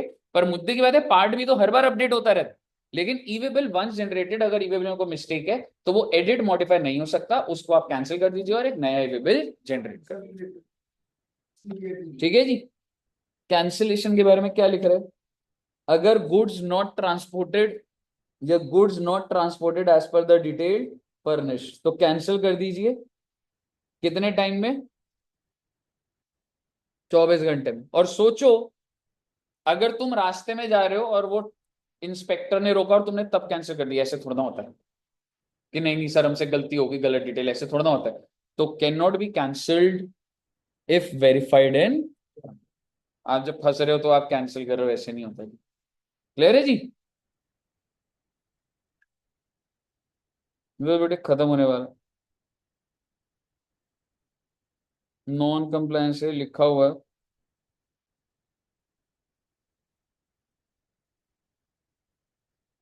बहुत इंपॉर्टेंट है, ये भी इंपॉर्टेंट है, पेपर में आ गया। और इसके बाद आई थिंक बस एक वैलिडिटी रह गया और खत्म है। और कुछ तो मेरे एकदम से दिमाग में ऐसा नहीं आ रहा। हाँ, बस एक चीज बताऊंगा आपको, सुन लीजिए पहले। हाँ, कंसोलिडेटेड ई वे बिल, यहाँ लिखा नहीं हो पर बोल देता हूँ एक बार। ट्रक के अंदर सिर्फ एक ही इंसान का सामान जाता है, बहुत सारे लोग आ जाते हैं, बहुत सारे लोग आ जाते हैं, ऐसे ट्रेन में भी जाता होगा, शिप में भी जाता होगा। तो मान लो आप सब रिस्पेक्टिव अपना ई वे बिल जनरेट कर रहे हो, आपने एक बंदे को भेजना है, आपने किसी को भेजना है, आपने किसी को भेजना है, सबने 70,000, 80,000, 40,000, ठीक है, तो आपने ई वे बिल जनरेट करा होगा। तो मेरे पास तो कितने सारे ई वे बिल आ गए, मैं उन सारे ई वे बिल का डेटा जीएसटी पोर्टल में दूंगा और एक कंसोलिडेटेड ई वे बिल आ जाए। किस फॉर्म में? EWB02। नॉर्मल ई वे बिल क्या था? EWB01। कंसोलिडेटेड क्या है? EWB02। क्या है वो? कुछ नहीं है, उन सब ई वे बिल का एक क्यूआर कोड निकल गया कंसोलिडेटेड। सर मैं जब अलग अलग भेज रहा हूँ तो मैं कर रहा हूँ। नहीं, जो ट्रांसपोर्टर है ना, मान ली ट्रांसपोर्टर है, इसमें बहुत सारे लोग गुड्स भेजे, ABCD, मान ले इसने ई वे बिल बनाया, ई वे बिल 1, ठीक है। इसी बात पे एक बात नहीं आ जाएगी, अभी अभी बात करूंगा। ई वे बिल 2, मान के चलो ना सप्लायर ही जनरेट कर रहा है। ना ना, सुन एक बार सुन, ये ट्रक वाला है, ट्रक वाले को मिस्टर टी बोल रहा हूँ। अभी एक बार सिंपल एग्जांपल, यहीं पे कॉम्प्लेक्सिटी डाल दूंगा, सारा क्लियर कर दूंगा। ए ने अलग अलग अलग बंदे को भेजना है, बी ने अलग बंदे को भेजना है, और अभी सिंपल केस रख रहा हूँ, 1 लाख के गुड्स हैं, 80,000 के गुड्स हैं, 70,000 के गुड्स हैं, और 4 लाख के गुड्स हैं। आपके दिमाग में 50,000 की बात तो चली गई, ऊपर ही जा रहे हैं सारे। इसने ई वे बिल 1 जनरेट करा, इसका ई वे बिल 2, ये एक दूसरे को जानते थोड़ा ना है बेटे, ठीक है। इसने अलग ई वे बिल जनरेट करा, इसने अलग ई वे बिल जनरेट करा। ये ट्रक वाला क्या कर सकता है? इट्स नॉट कंपल्सरी, आप ये कह सकते हैं as an option he can generate consolidated e way bill. Consolidated e way bill क्या होता है? इन सारे ई-वे बिल्स को सरकार को डिटेल देना और एक कंसोलिडेटेड, अब वो उसको कोई स्कैन करेगा तो उसके पीछे के ई-वे बिल आ जाएंगे बस, और कुछ नहीं। अगर आपको ये देखना है कि ई-वन में कौन से गुड्स आ रहे हैं तो इसी को स्कैन करके होगा, पर इन सबका एक कंसोलिडेटेड एक स्कैनर वो बन जाएगा कि कितने सारे ई-वे बिल आपके जनरेट हो रहे हैं।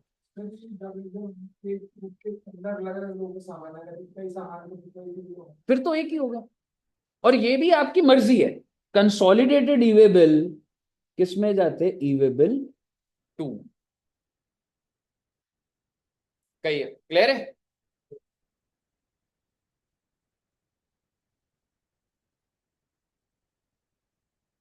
ओके। एक ही है, एक बंदे का ही सामान कर रहा है, लेकिन जो गुड्स है काफी सारे टाइप्स के गुड्स है, अलग अलग, तो उनका भी कंसोलिडेट बनता है या फिर एक ही बिजनेस होगा। अगर मैं एक ही ट्रक में 50 लोगों को भेजना है मैंने, आपके फैक्ट्री में भी गुड्स जाएंगे, एक ही ट्रक करा है मैंने, आपके यहाँ भी जाएंगे, ठीक है, इसके यहाँ भी जाएंगे, इसके यहाँ भी जाएंगे, इसके यहाँ जाएंगे, तो ई-वे बिल अलग बनता है। क्यों बनता है मैं बताता हूँ आपको, उस चीज पर आ जाऊंगा मैं। सुनिए, अब ध्यान से सुनिएगा, आपने जो बोला है उसकी वजह से मेरे को बोलना पड़ेगा।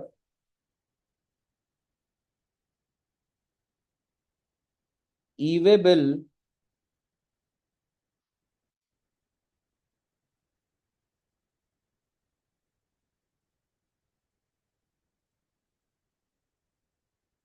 Is invoice wise.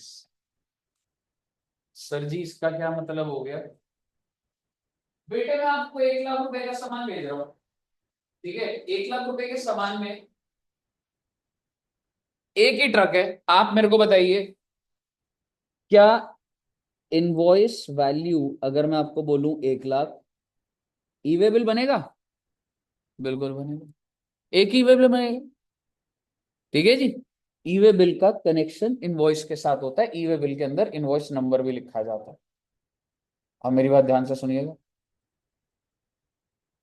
अगर आपको ई-वे बिल से बचना है, इसी 1 लाख के इनवॉइस को, invoice 1, invoice 2, invoice 3, invoice 4, invoice 5 invoice उसी बंदे के पास जा रहा है, तो अब ई-वे बिल बनेगा?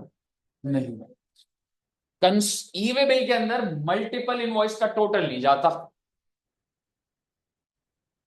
सुनते जाइएगा। ई-वे बिल एक इनवॉइस को ही रिप्रेजेंट करता है, एक ई-वे बिल के अंदर 5 इनवॉइस नहीं घुसे होते। अगर अगर मैं आपको 1 लाख का सामान भेजना था, मैंने 5 बिल बना दी, मेरी जिम्मेवारी नहीं है ई-वे बिल बनानी। समझ रहे हो? एक ई-वे बिल एक को रिप्रेजेंट करता है। वो तो रिप्रेजेंट कर रहा था ना। एक बार फिर से बोल। कंसोलिडेटेड जो था वो मल्टीपल ई-वे बिल्स का सिर्फ एक समरी थी बस।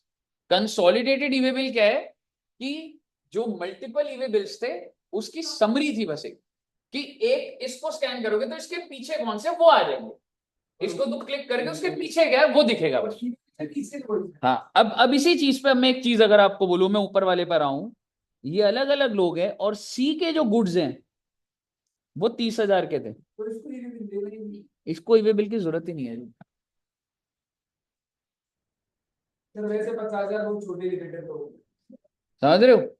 तो बेसिकली अगर 30,000 है तो इसको ई-वे बिल नहीं बनाना, ठीक है। और ऐसा कभी भी नहीं होता, मैंने ये जो चीज अब आपको बोल दी है, इतने सारे इनवॉइस एक ई-वे बिल को रिप्रेजेंट नहीं करते, e-way bill is invoice wise. और सर आपने तो बताया था कि जो आपकी बाइक बोल दिया कि सेकंड हैंड है, तो खरीदने नहीं दे रहा, तो ये कोई सेकंड हैंड के लिए नहीं दे रही कोई ना। भाई वो तो ऐसे जबरदस्ती की बात थी, वो अटक जाती तो बात अटक जाती। नया प्रोडक्ट भाई मूव हो रहा था, वैसे सेकंड हैंड में कितने था? सेकेंड हैंड पे नहीं, हाँ भाई वो पूछ रहा हूँ, सेकेंड हैंड। हाँ वो इसमें लिखा है। हाँ, आ गया था ना, e-way bill not required in case of second hand, वो जो जो केसेस थे, ठीक है। बस अब एक चीज ध्यान रखना, इसके ऊपर भी ना सरकार, आईसीआई ने सीएस के अंदर भी ऐसे डिटेल नहीं बोला, हर जगह बस वैल्यू चल रही, पर वह एक जगह पर वैसे ऐसा एक जगह पे लिखा हुआ है कि अगर ये बिल्स हैं तो इस पे तो जरूरत ही नहीं है, क्योंकि आप अगर 30,000 है तो एक्सीड ही नहीं हुआ। और दूसरा एक ये वाला आपको केस समझ आना चाहिए कि ई वे बिल क्या होता है बच्चे, इनवॉइस। एक ई वे बिल के पीछे आप सोचो, ट्रक वाले को बोला भाई ई वे बिल नंबर दिखा, उसने दिखाया, फिर मैं उसे बोला इसका बिल दिखा, वो 6 बिल नहीं दिखा सकता मुझे, एक ही दिखाएगा। वो कहेगा इस ई वे बिल के 6 बिल है, ना ना ना। तो वही वाला बिल में invoice एग्जैक्ट। बाकी सब आपको भाई फिजिकल देखना पड़ेगा, ई वे बिल उसकी जनरेट नहीं। सर आपने भाई एडवांस कितनी मंगाई थी? यहाँ पे 4 महीने 6 महीने की वेटिंग थी। कोई डील नहीं। तो फिर बाहर से कैसे आप 10-15 दिन में किसी और कस्टमर का उसने डिले करा के कुछ और करके तो एक्स्ट्रा पैसे गए? अब वो उसने सच में करा है नहीं करा, पर उसने एसेसरीज सारी भेज दी थी। वो कह रहा है एसेसरीज के साथ जो ऑर्डर है तो आपको एसेसरीज साथ में लेनी पड़ेगी। अच्छा, हाँ, तो एसेसरीज दे एसेसरीज में वो जो हाँ लेग के वो सारा, बाकी बचे थे हाँ, पीछे का वो सब टेस्ट वगैरह ये सारी। तो फिर आपको उसने मतलब बोला कि मैं जल्दी दे दूंगा, बस सारी एसेसरीज परचेज करो। उसी दूसरे का ऑर्डर चाहिए। हाँ हाँ, उनको कुछ करवाया उसने ऐसा बोला, पर पता नहीं क्या है। पर हाँ, नहीं मिल रही थी। मैंने इधर बहुत जगह पे कॉल करी थी मुझे, तब मैं 6 महीने नहीं रुक सकता था, 4 महीने में क्रेजी खत्म हो गया। मैं अभी लेने नहीं वो चीज। उसको आपने बोला कि दे दो, तो उसने हाँ बोला ठीक है आपको एसेसरीज। हाँ, फिर मैंने एक स्टूडेंट को ही बोला था, उसके पापा की अच्छी जान पहचान थी रॉयल इनफील्ड में ना, वो मतलब जानते थे, अभी उधर शिफ्ट हो गया था ये बंदा, तो उसने फिर ऑनर कर लिया। और अगर अभी लेना चाहे तो फुल मिल जाएगी? पता करना पड़ेगा, नहीं मिलेगी मेरे हिसाब से शायद। यार ये ना ऑन डिमांड आती है, ये रिटेलर के पास जो पड़ी है, मैं सिटी में ये बोल देता कि जो खड़ी है ना डेमो के लिए, मेरे को ये दे दो आप। कह रहे ऐसे नहीं हो। हाँ वो वैसे ही तो आपको देते हैं। आप जब ये वाली कस्टमाइज जब तू ऑर्डर देगा वहां से डिस्पैच होगी, अनलेस किसी के पास एक्स्ट्रा किसी ने मंगवा के पड़ी हुई है तो वो कुछ कर देंगे, नहीं तो नहीं देंगे। ये वाली बाइक स्टॉक में पड़ी ही नहीं होती, और जो जो एक एक बाइक होती है इनके पास, हर किसी की वो इनके पास बस दिखाने के लिए वो दिखाने के लिए सेल नहीं होती। मैं कलर भी मैंने कहा आपका जो है मेरे को वो दे दो, सिटी वॉक में बोला था वो भी है, कह रहा नहीं ऐसे नहीं होता। पर सर जो कलर आपके पास है वो प्यारा है, वो बेस्ट, उसके अलावा कोई उसके अलावा कोई और। ब्लैक में मैं था, पर नहीं ये बहुत सही है ये वाला, अच्छा कलर। एनीवेज, बस बेटे खत्म होने वाला है बस। अच्छा, लास्ट पॉइंट पर हम आ गए थे, और ये था कि भाई साहब ई वे बिल जनरेशन ब्लॉक कर दूंगा आपकी मैं। आप सोचो, अगर आपका मैंने ई वे बिल जनरेशन ब्लॉक कर दिया, आपका तो धंधा ही बंद हो जाएगा। तुम एक फैक्ट्री वाले हो, और अगर मैं तुम्हें बोल दूं अगर तू ई वे बिल जनरेट ही नहीं कर सकता, बता तू कैसे भेजेगा उसे सामान, समझ रहे हो। और रिस्ट्रिक्शन क्या है जी, ये on furnishing information and part A, मतलब आप पार्ट ए नहीं भर पाओगे। No person shall be allowed to furnish the information and part A in respect of any outward movement who being a composition supplier has not furnished the statement for payment of self assess for 2 consecutive quarter। भाई साहब ऐसा है, अगर आप एक composition scheme में हो, और वो भी याद है ना चालान कम स्टेटमेंट, वो जो क्वार्टरली दो दो क्वार्टर 18-18 तारीख को, अगर आपने उसकी 2 कॉन्जिक्यूटिव क्वार्टर की पेमेंट नहीं करी हुई तो तेरा ई वे बिल रोक दूंगा।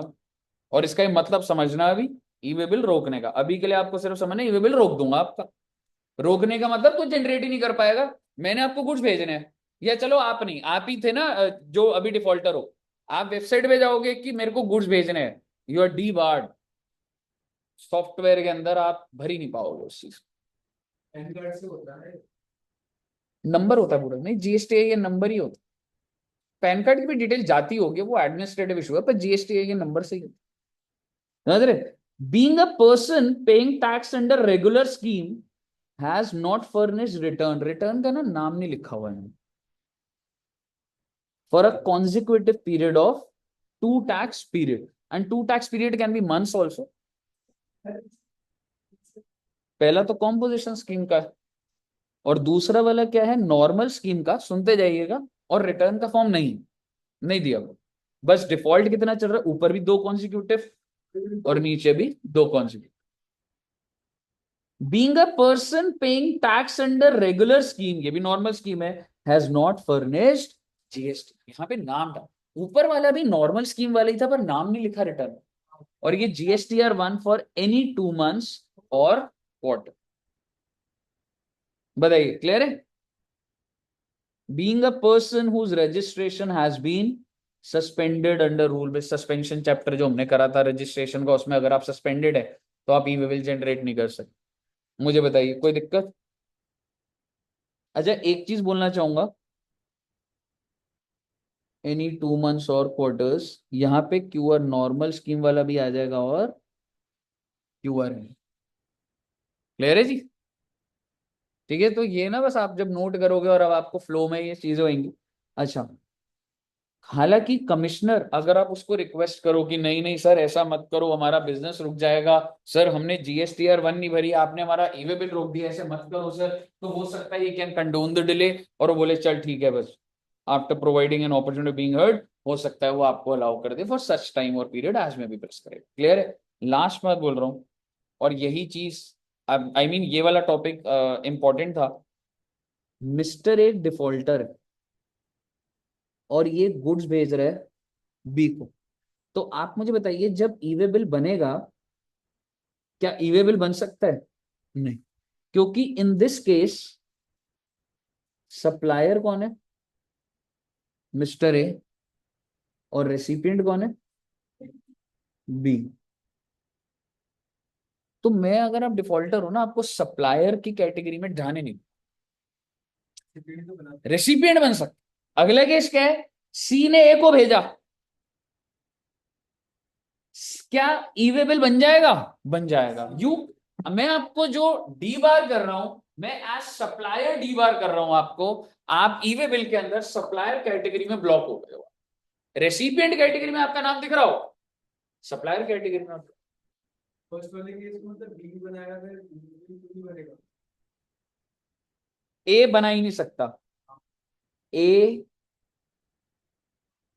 Can not make e way bill. तू डी वर्ड है तो ई वे बिल तो बनेगा नहीं, पर तूने क्या करा, तूने सी को बोला तेरा तू बना देना भाई, तो सी बना देगा और तेरा रेसिपिएंट में नाम भी चला जाएगा, कोई दिक्कत वाली बात। दो बातें समझने की बात है, ये वाली तो फिर भी अलग बात है। अभी पहले आप समझिए, यू आर ब्लॉक, दो कैटेगरी होगी, सप्लायर कौन है रेसिपिएंट कौन है। सप्लायर में डिफॉल्टर आएगा, रेसिपिएंट में आ सकता है, और जो डिफॉल्टर है वो नहीं बनाएगा। सर मेन मुद्दा है कि सप्लायर को डिमांड करती है अगर वो डिफॉल्ट करता है, रिसीव बिल्कुल करता है तो बिल्कुल बिल्कुल। बेसिकली अगर आप GSTR 1 नहीं भरते हो फॉर 2 consecutive months क्वार्टर, या आप कॉम्पोजिशन स्कीम में थे और आपने 2 में नहीं भरी, या आप सस्पेंडेड हैं, तो आप एज सप्लायर गुड्स की मूवमेंट रोक दी है मैंने। रिसीवेंट को देते हैं। आप गुड्स रिसीव कर लीजिए, अपनी फैक्ट्री में बेच नहीं पाएगा। मुझे बताइए कोई दिक्कत? तो बेटे आपका ई वे बिल सारा का सारा खत्म नहीं है बेटा, बिल्कुल यही एग्जाम्पल बस अब आपको दिखा दूंगा, आपको बच्चे आराम से हो जाएंगे आप। और लास्ट टॉपिक है 5 मिनट में खत्म, ये लास्ट खत्म हो गया ये। आराम से जल्दी फिर गैप तो मूव बिल्कुल। एक चीज बात सुन लीजिएगा एक बार, मेरी बात सुनिएगा एक बार। ये अगर आप विद इन द स्टेट, ये लिखी नहीं हुई है, सुन लीजिएगा बात, मॉड्यूल में लिखी हुई है। मैं यहां से गुड्स भेज रहे हैं मैंने कहीं कैलकाटा भेजने, तो इट्स नॉट अबाउट कि मैं कोलकाता भी भेज रहा हूं, मैं कह रहा हूं मेरे गुड्स यहां से ट्रांसपोर्टर के ऑफिस जा रहे हैं। अब बोलोगे सर जब आपके पास ट्रांसपोर्ट नहीं है तो कैसे जा रहे हैं, छोड़ो ना उस बात को, प्रोविजन समझ लो बस। यहां से सामान जाएगा ट्रांसपोर्टर के पास, ट्रांसपोर्टर का ऑफिस कहाँ है भाई? ओखला में है। So basically I'm the consignor and I'm sending the goods to Okhla. Is it within 50 kilometers? Yes. आप within 50 किलोमीटर अपनी ही स्टेट में without e way bill move कर सकते, but only between consignor and transporter office. Transporter office, it's not about the buyer. Consignee की बात नहीं कर, प्रोविजन क्या लिखा हुआ है? No need of e-way bill if the movement is within the state. First thing, the movement is within 50 kilometers within the state and 50 kilometers, and the movement is between consignor and transporter. पहला। और दूसरा, transporter to consignee, दोनों अलग अलग। कल को जब goods वहां आ गए तो वो मेरे यहां तक लेकर आएगा, अगर वो, यार वो क्या है, समझ गए ना? कंसाइनर टू ट्रांसपोर्टर और ट्रांसपोर्टर टू कंसाइन। अगर ये विद इन 50 किलोमीटर है, सेम स्टेट है, ई वे बिल की आपको जरूरत तो नहीं लिखा हुआ है, इसका मतलब तो चाहिए। तो सर फिर मतलब अगर वो मतलब कोई किलोमीटर का ऐसा है, ऐसा भी होता है, अगर आप आईफोन खरीदो और 2.5 लाख का है तो ई वे बिल साथ में दिया जाता है। बिल्कुल बिल्कुल। 15 किलोमीटर 10 किलोमीटर। कैमरे वैमरे खरीद ले, ऐसा मैंने सुना हुआ है, सामने नहीं देखा हुआ मैंने।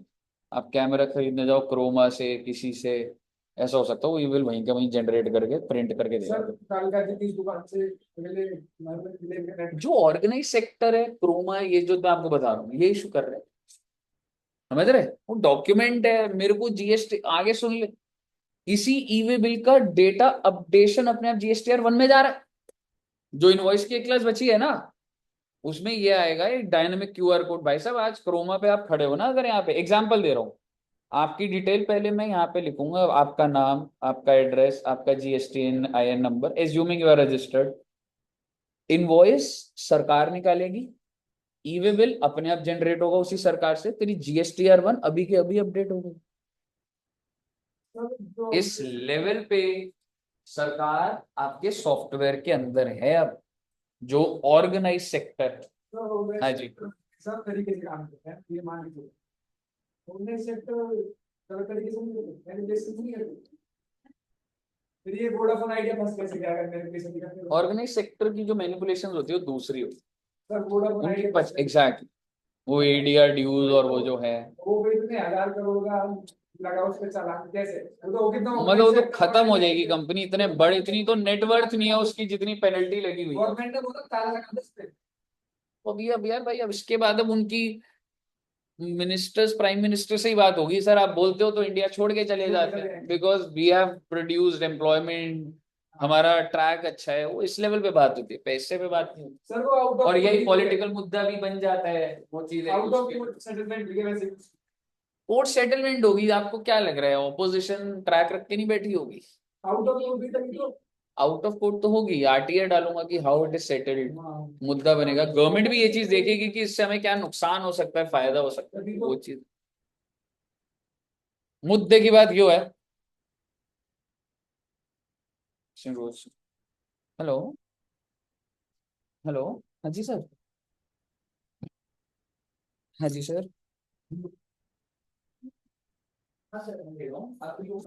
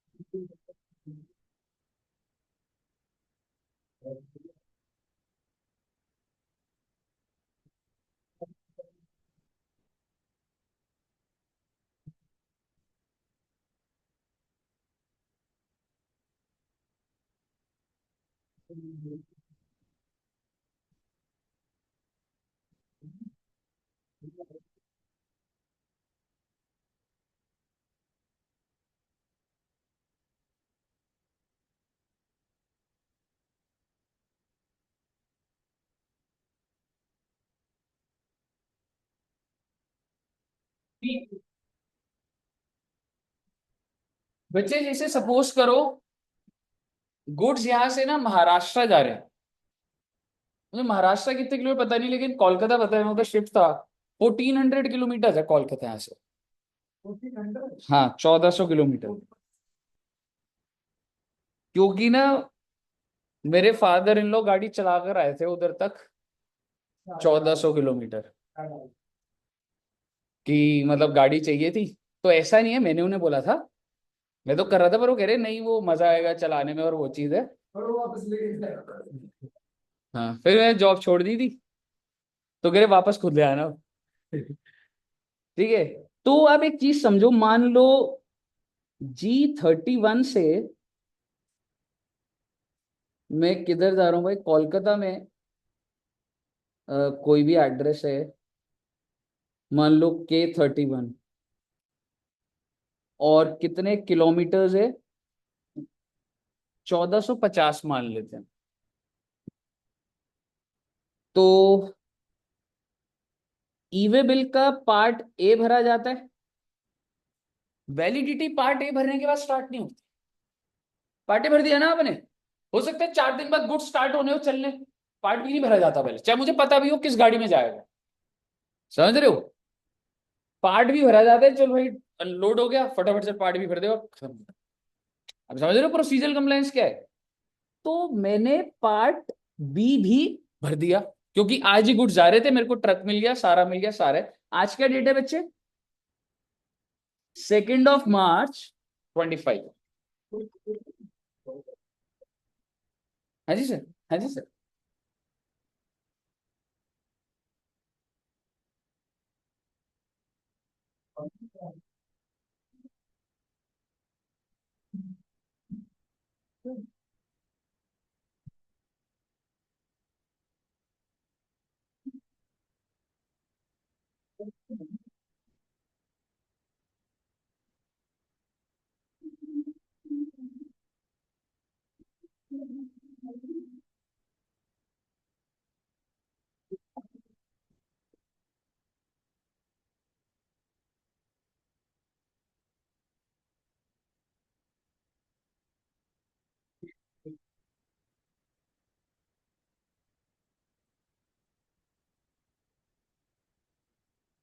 हाँ जी बच्चे, तो आप मुझे बताइए, ये क्या 25 दिन बाद कोलकाता पहुंच रहा है, चलेगा क्या? नहीं। आप समझिए, इसको स्पीड मेंटेन करनी पड़ेगी, और स्पीड क्या है? 200 किलोमीटर्स पर डे। लेकिन अब सवाल ये है कि दिन कब से स्टार्ट हो रहे हैं?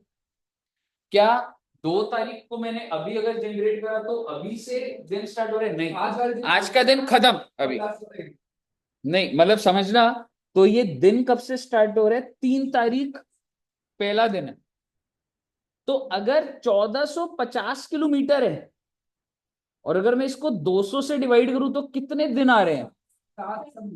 7.5। अब जो भी आ रहे हैं ना, इसका मतलब ये 8 दिन बन गए, फ्रैक्शंस में भी होगा तो आपको पूरा दिन मिलेगा। तो इसका मतलब आप कोलकाता में इस जो कंसाइनमेंट है उसको आपको कितने दिन में पहुंचाना ही पहुंचाना है? 8 दिनों में पहुंचाना। ठीक है जी। अब आप बताइए, 8 दिन कैसे बने? 3 तारीख, 4, 5, 6, 7, 8, 1, 2, 3, 4, 5, 6, 7, 8, और 10 को रात के 12 बजे तक। कोई ऐसा नहीं है कि आपको दोपहर या कुछ ऐसे बता, तो पूरा दिन। हाँ जी, बताइए, क्या आपको यहां तक क्लियर है? तो बेसिकली जब भी स्टार्ट हो रहा है ना, वो दिन जब पूरा खत्म हो जाएगा, वहां से नंबर ऑफ डेज स्टार्ट होंगे। पेपर में ऐसे केस स्टडी बनकर आएगी। 200 किलोमीटर है। बातों ही बातों में मैंने आपको एक चीज ये बताई कि अगर पॉइंट्स में आ रहा है तो वो पूरा दिन ले लेंगे आप, because it is 200 kilometres per day. और मतलब जो भी फ्रैक्शंस का होगा उसके लिए भी एक दिन ऐड हो जाएगा। अब आप समझिए, कुछ कुछ ट्रक्स होते हैं जो बहुत धीरे चलते हैं, तो नॉर्मल है। जो ट्रक आपको दिख रहा है चलते हुए, क्या मैं कह सकता हूँ कुछ होते हैं मल्टी डायमेंशनल, थोड़े से बड़े ट्रक्स होते हैं, धीरे चल रहे होते हैं, और इसलिए भी चल रहे होते हैं, हो सकता है उसके ऊपर ही क्रेन रखी हो। कहने का मतलब है ट्रक अलग अलग होते हैं ना, इमेजेस दिखाऊंगा तो आपको दिख जाएगा ना, मल्टी डायमेंशनल धीरे धीरे चल रहा है एकदम। ठीक है। तो उसके लिए 200 किलोमीटर पर डे नहीं है, उसके लिए है 20 किलोमीटर बस एक दिन में। बहुत मस्त। तेरे को मेन पेपर में क्या होगा, वैलिडिटी कैसे होगी, एक बार सुनना, हाँ एक बार सुनना। इन case of over dimensional cargo, over dimensional होता है जो अजीब सा ट्रक है, साइंटिफिक सा ट्रक बना हुआ, जो जेसीबी और वो जो है उसके अंदर कोई स्पेसिफिक तरीके से जा रहा है कुछ, ठीक है, ओवर डायमेंशनल कार्गो और अदर देन ओवर डायमेंशनल, तो अप टू 200 किलोमीटर्स एक दिन, and for every additional 200 kilometres और पार्ट 1 मिनट। और बात तो वही निकली ना, लेकिन आप इसको ऐसे ही करना, मैंने आपको शॉर्ट में और बता दिया था। पहले 200 किलोमीटर के लिए कितने दिन, एक दिन, उसके बाद हर एक, चाहे 10 किलोमीटर होता, 210 होता तो 2 दिन हो गए ना, ठीक है ना, तो 1 एडिशनल डे। और अगर ओवर डायमेंशनल कार्गो है तो पहले 20 किलोमीटर के लिए कितना, और इसके बाद फर्दर एडिशनल 200 और पार्ट के लिए, तो 200 भी कितना कम कर दिया, मतलब मल्टी डायमेंशनल के काफी, हाँ।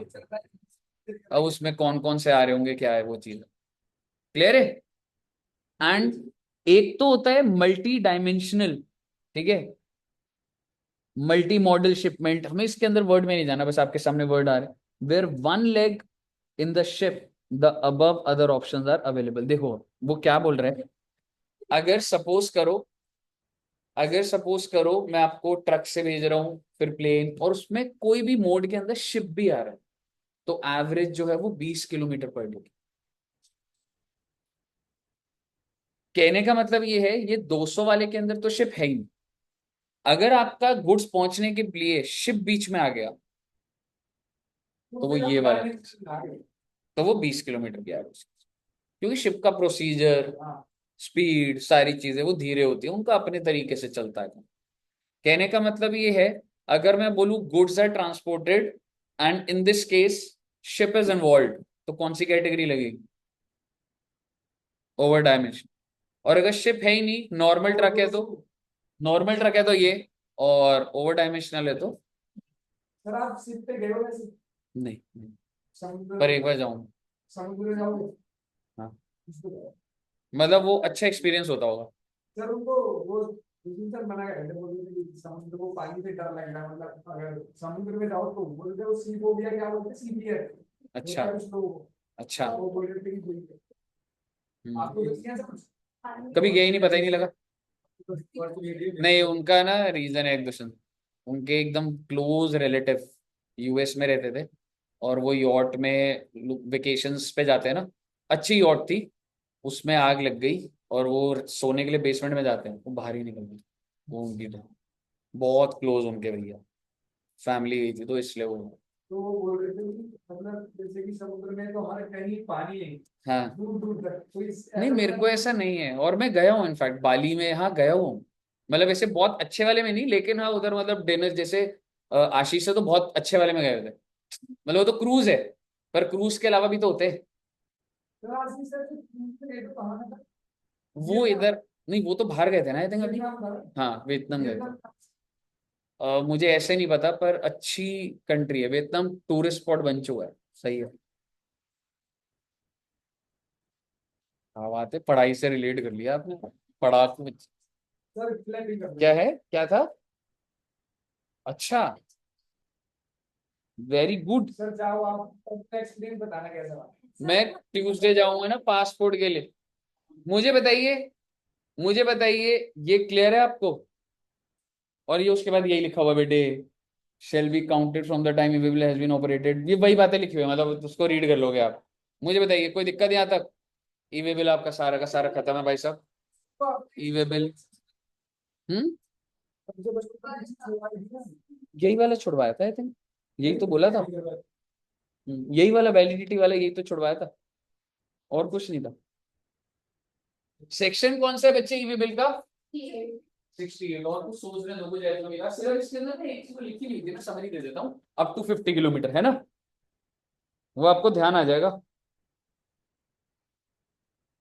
हाँ 50 किलोमीटर, नहीं नहीं मैडम, एक मैंने वो विद इन द स्टेट और अप टू 50 किलोमीटर बोला था ना, लिखा हुआ था 50, मतलब ऐसे,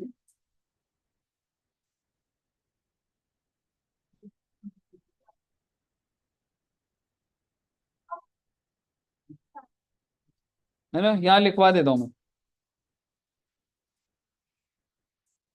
हाँ मैं यही वाली भेजूंगा, यहाँ लिखवा देता हूँ, और बस फिर आपका खत्म है। रीड करोगे इसको, दो तीन केसेस दिखाऊं। नो ईवे बिल, अगर मूवमेंट क्या थी, intrastate up to 50 kilometres, consignor to transporter और ट्रांसपोर्टर टू कंसाइनर। क्लियर है जी? ओ माय गॉड, खत्म बेटे खत्म, इस बार तो जो बोला मैंने उतने टाइम में खत्म कर दिया देखो। एग्जामिशन करेंगे बस मैडम, थोड़ी सी 4-5 एग्जामिशन कराऊंगा और फिर एक क्लास और बुलाऊंगा, फिर नमस्ते बेटा से। तो ब्रेक ब्रेक छोड़ो बेटा, ये सब ना कुछ होता नहीं है, एग्जिस्ट नहीं करता ये कुछ नहीं होता ये।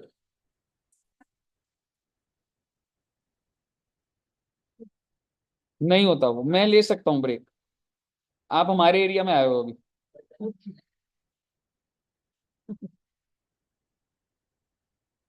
क्या पढ़ोगे इसमें, रुको स्टार्टिंग से ही देखते हैं, आ जाओ।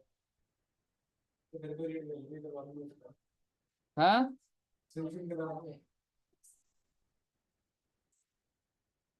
कुछ ऐसा है नहीं वैसे।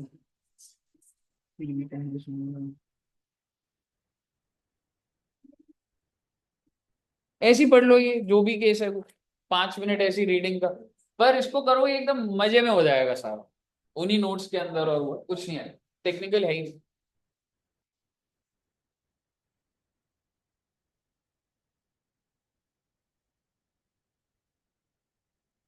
ऐसे ही आप चैप्टर पढ़ोगे तो बस मतलब इससे ही आपको एक आइडिया लग जाएगा कि ऐसे।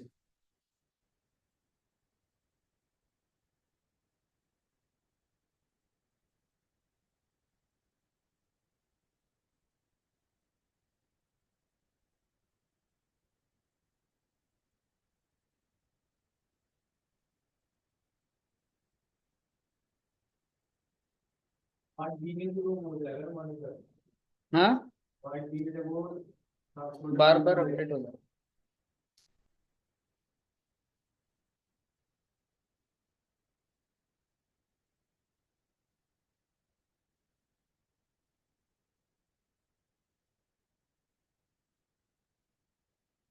एक बार कंसोलिडेटेबल लिखा नहीं था, एक बार थोड़ा सा पढ़ लो।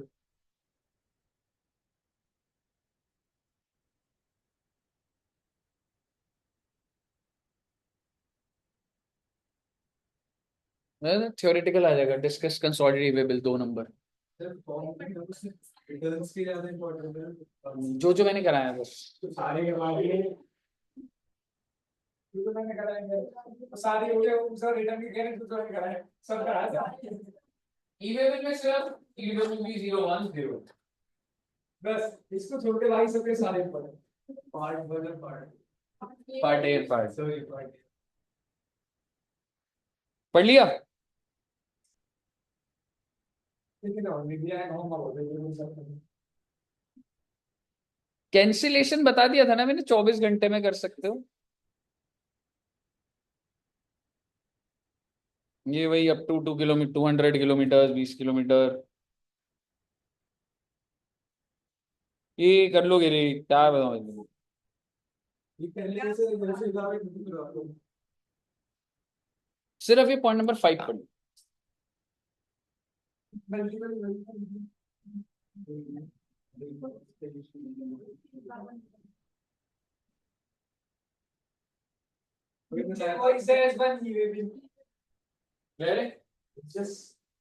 ओके, तो आइए सर जी शुरू करते हैं।